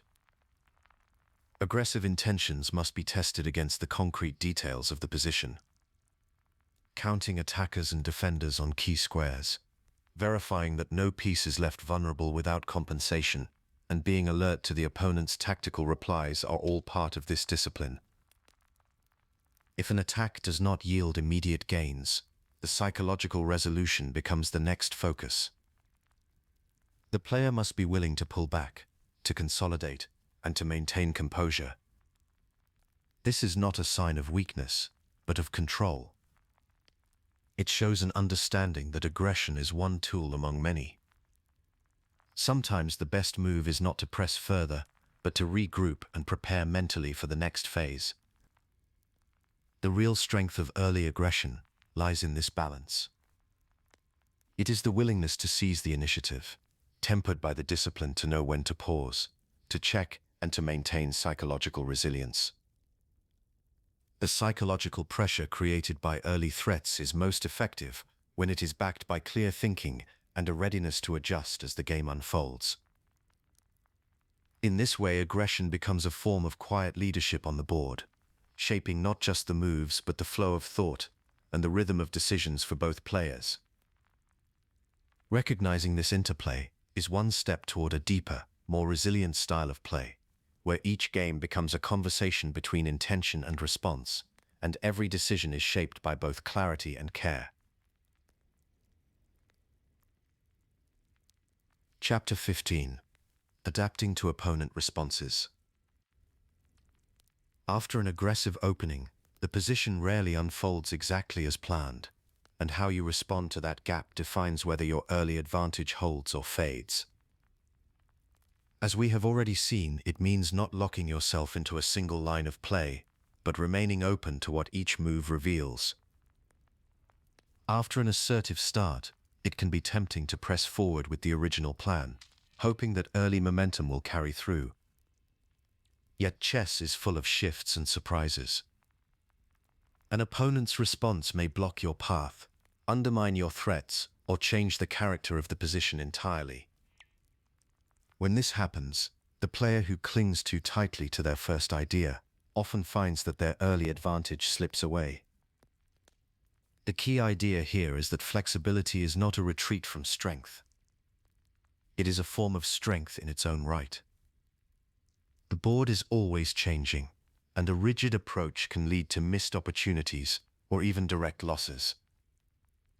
Being willing to adapt, to pause and reassess, allows you to maintain control even when the situation does not match your expectations. In practical terms, flexibility means watching for those moments when the position shifts, when the pawn structure settles, when a piece becomes trapped, or when your opponent signals a new direction. Since pawn advances often lock in certain aspects of the position, your ability to change strategies later may be shaped by these early choices. This makes early awareness and adaptability even more important. In this way, flexibility becomes the quiet engine behind sustained initiative. The process of adapting begins with observing how your opponent responds to your first moves. When you launch an aggressive plan, the reply may look routine or even passive at first glance. The challenge is to look beneath the surface and ask what each move is really trying to achieve. It is common to focus mainly on your own ideas, searching for tactics or threats you can create. But the most effective players shift their attention outward, scanning for weaknesses in the opponent's camp before choosing their next move. This habit brings clarity. Each time your opponent acts, pause and ask, what is the purpose behind that move? Does it defend a threat, or does it quietly introduce a new one? Sometimes a move that looks like a simple defense also opens a line, threatens a fork, or changes the pawn structure in a way that will matter later. The tendency to assume that most replies are purely reactive is a frequent source of missed opportunities. Not every move is a direct counter, but recognizing those that are can make a significant difference. The difference is often found by looking for new checks, captures, or threats that have quietly entered the position. If a move changes the activity of a piece, alters king's safety, or shifts the pawn skeleton in a way that favors your opponent, it is worth a closer look. These are signs that the game may be taking a new direction. The habit of analysis slows down impulsive reactions and replaces them with informed decisions. It is not about second-guessing every move, but about learning to ask the right questions at the right time. This approach turns each response into a chance to learn more about your opponent's intentions, building a foundation for your own next step. When an opponent's counter disrupts your original plan, the next challenge is to transition smoothly to a new strategy without losing the thread of the game. The risk here is twofold. First, you might move too quickly, shifting pieces without coordination and leaving them scattered or disconnected. Second, you risk losing tempo, spending turns repositioning while your opponent consolidates and gains space. The art of adaptation is to find a balance between persistence and renewal, maintaining pressure even as you change course. One practical method is to count the number of attackers and defenders on key squares as you consider new plans. This helps clarify which targets remain vulnerable and which have become too well protected. Even when your own position is under pressure, it is important to keep searching for new checks, captures, and threats. Sometimes the best way to regain the initiative is to find a forcing move that advances your pieces toward the opponent's side, applying direct pressure in a new sector of the board. At other times, the best course is to quietly regroup, improving the position of your pieces so that they work together in support of the next idea. The most effective transitions are those where your pieces remain coordinated, each supporting the others as you pivot from one plan to another. Neglecting this harmony can turn a promising attack into a scramble for safety. Likewise, moving too slowly or without clear purpose can invite a counterattack. The lesson here is that adaptation is not a detour from your goals. It is a way to reinforce early advantages by responding thoughtfully to new challenges, turning disruption into momentum and uncertainty into control. In adapting to opponent responses, the mindset shifts from frustration to curiosity. Each unexpected reply becomes less of a setback and more of an invitation to rethink and reshape your approach. The board is never fixed. It is a living landscape, shaped as much by your willingness to adapt as by your opening ideas.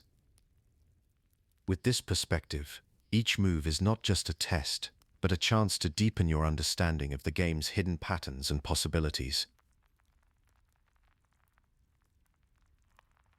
Chapter 16. Review and Reflect. Learning from Early Games.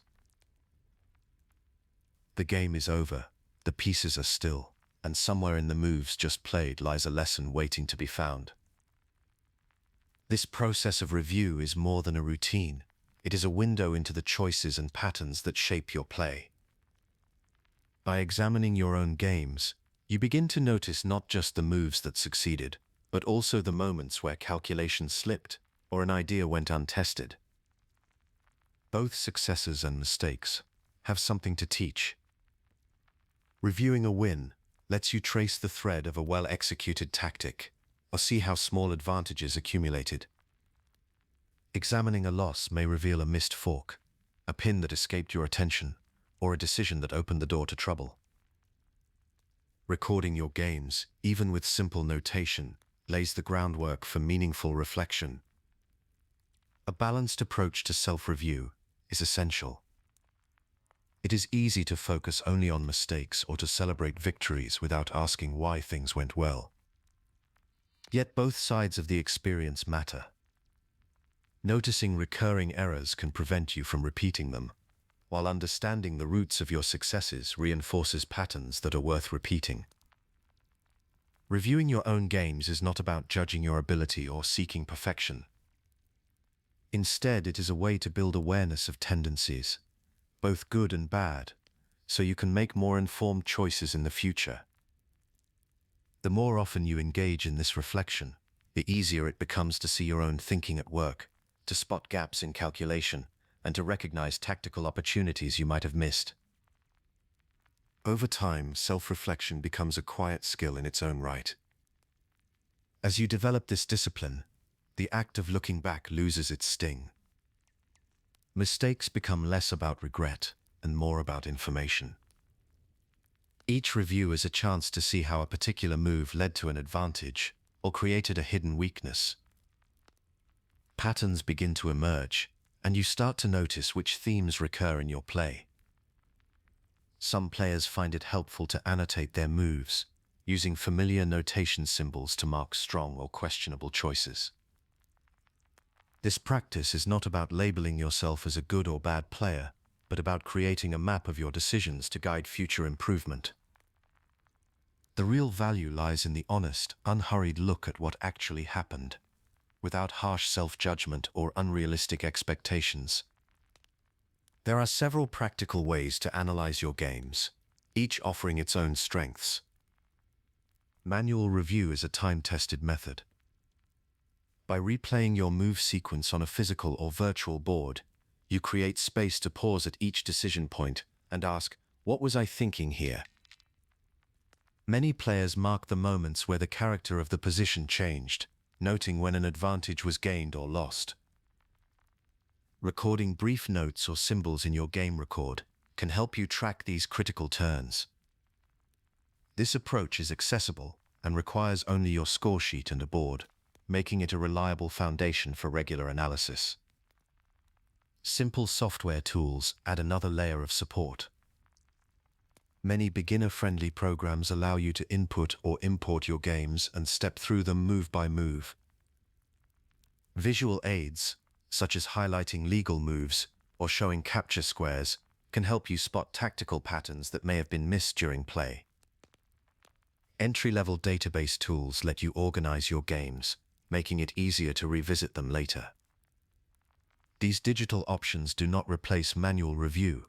Rather, they complement it, making the process more interactive and sometimes revealing new angles. It is not necessary to use advanced engines or specialized software to gain insight. What matters most is returning to your games with the intent to learn, using whatever tools feel comfortable and accessible. Some players assume that only sophisticated technology can reveal what really happened in a game. For many players, however, careful manual analysis paired with simple digital aids can provide equally clear and sometimes deeper insights. The act of setting up the board yourself and retracing your steps encourages deeper engagement with the position. Over time, you may find that combining these methods makes your reviews more thorough and helps you become more aware of your own thinking process. The tools are there to serve your curiosity, not to replace it. What matters is the routine of looking, questioning, and recording, not the complexity of the method. The next step is to translate lessons from review into your future games. This means more than just noticing a mistake or a missed tactic. It involves identifying patterns that keep appearing and creating specific plans to address them. For example, if you find that early game tactics such as forks or pins are often missed, you can create a list of these recurring errors and focus your study on them. Some players turn critical positions from their own games into practice exercises, replaying them to reinforce the right calculation or decision. This personalized approach makes your training more relevant and targeted. Setting realistic goals is important. Instead of expecting immediate, dramatic improvement, focus on gradual change. Each insight from a game review is a small step forward. Keeping a journal or digital record of key lessons, tactical themes, and strategic ideas gives you a resource to revisit before future games. This practice encourages steady progress and helps you stay connected to your own development as a player.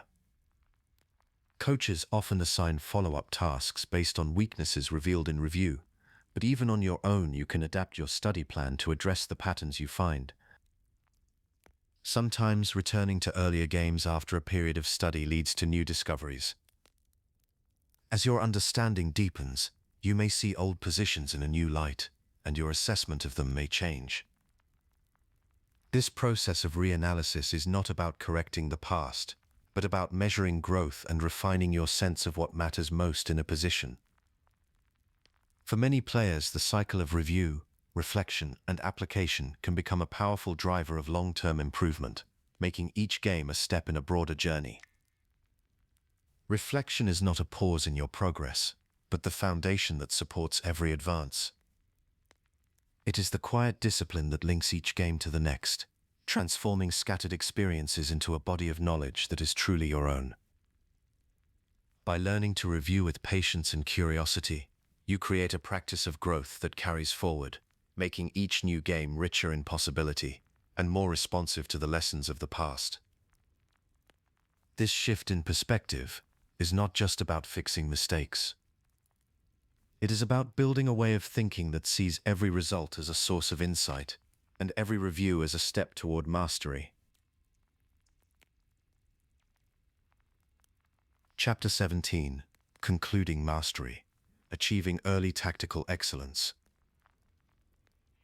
As you arrive at this final moment of focused reflection, let your mind drift back over the many tactical ideas and methods you have explored. The early game in chess is a delicate space, full of shifting possibilities and hidden traps. Throughout your learning, certain tactical patterns have emerged again and again: forks, pins, discovered attacks. These are not isolated tricks, but recurring ideas that shape the flow of the opening. By now, these motifs are familiar companions in your thinking, each one a tool for seizing the initiative before the middle game takes hold. Each of these motifs is a thread in the broader fabric of early game play, and recognizing them transforms the board from a maze of uncertainty into a landscape of opportunity. The key idea here is that these tactics do not exist in isolation. They interact and overlap, creating a web of pressure and possibility. By training your mind to spot these patterns, you give yourself the tools to seize the initiative and shape the game from the very first moves. This foundation is only as strong as the effort you invest in practice. Mastery in chess is not a sudden leap, but a gradual unfolding, built from repeated encounters with familiar patterns. Solving puzzles focused on a single motif, such as forks or pins, helps to deepen your understanding and make the pattern a natural part of your thinking. Over time, these exercises shift from conscious effort to ingrained habit. What matters most is the regularity of your training. Even a short daily session can help maintain your tactical sharpness, while longer, more focused work tends to build deeper reserves of skill over time. There is no rush to see instant results. Each puzzle solved, each position analyzed, is a steady step forward. Mental discipline is the steady companion of this journey. Working through frustration and recovering from mistakes and setbacks are essential parts of the process. The pursuit of mastery is not about perfection, but about building a practice that carries you through both easy wins and difficult losses. As your understanding grows, the next step is to bring these skills to the board, testing them in real games. Each opponent, each new position, offers a chance to apply what you have learned and to discover new nuances. Adaptability becomes one of your most valuable assets. The patterns you recognize will not always appear in the same form. Sometimes a familiar fork will appear with a twist, or a pin will emerge from an unexpected angle. The flexibility to adjust your plans, to shift focus when the board demands it, is what turns passive knowledge into active expertise. A common mistake is to treat each game as a test of memory, rather than a living conversation between ideas and opportunities. Instead, approach each move with curiosity. Use the tactical checklist you have built up to scan for forcing moves and hidden chances. After each game, take time to reflect on what worked and where you hesitated. Focus your next round of practice on the motifs that challenged you most, turning weaknesses into strengths. Persistence and curiosity form the driving force of improvement, carrying you forward no matter the outcome of any single game. The shift from learning to mastery is subtle but profound. At first, tactics feel like puzzles to be solved one by one. With time and practice, they can begin to feel like a second language, woven into more and more of your decisions on the board. The difference lies not in what you know, but in how you use it, how you bring together pattern recognition, disciplined practice, and the flexibility you have been developing to shape the early game. This approach does not promise certainty, but it does create a foundation for confidence and creativity. When you sit down to play, you are not just defending against threats or hoping for mistakes. You are actively seeking chances to shape the game, using every tool at your disposal to build early advantages and set the tone for what follows. As you look ahead, remember that each game is both a test and a teacher. The habits of analysis, adaptation, and steady practice will serve you well beyond the opening phase. Early tactical excellence is not an endpoint, but a way of seeing the board that invites growth and discovery. With each move, you become more attuned to the rhythms of opportunity and risk, more able to shape the direction of play on your own terms. The journey of mastery is ongoing, defined not by a final achievement, but by the satisfaction of steady improvement and the willingness to meet each challenge with clarity and purpose. The real transformation lies in this shift, from learning what others have discovered, to shaping the game with your own understanding, move by move, from the very first turn. As you conclude this series, embrace the path ahead with confidence and curiosity, knowing that each step forward is a testament to your growth and dedication.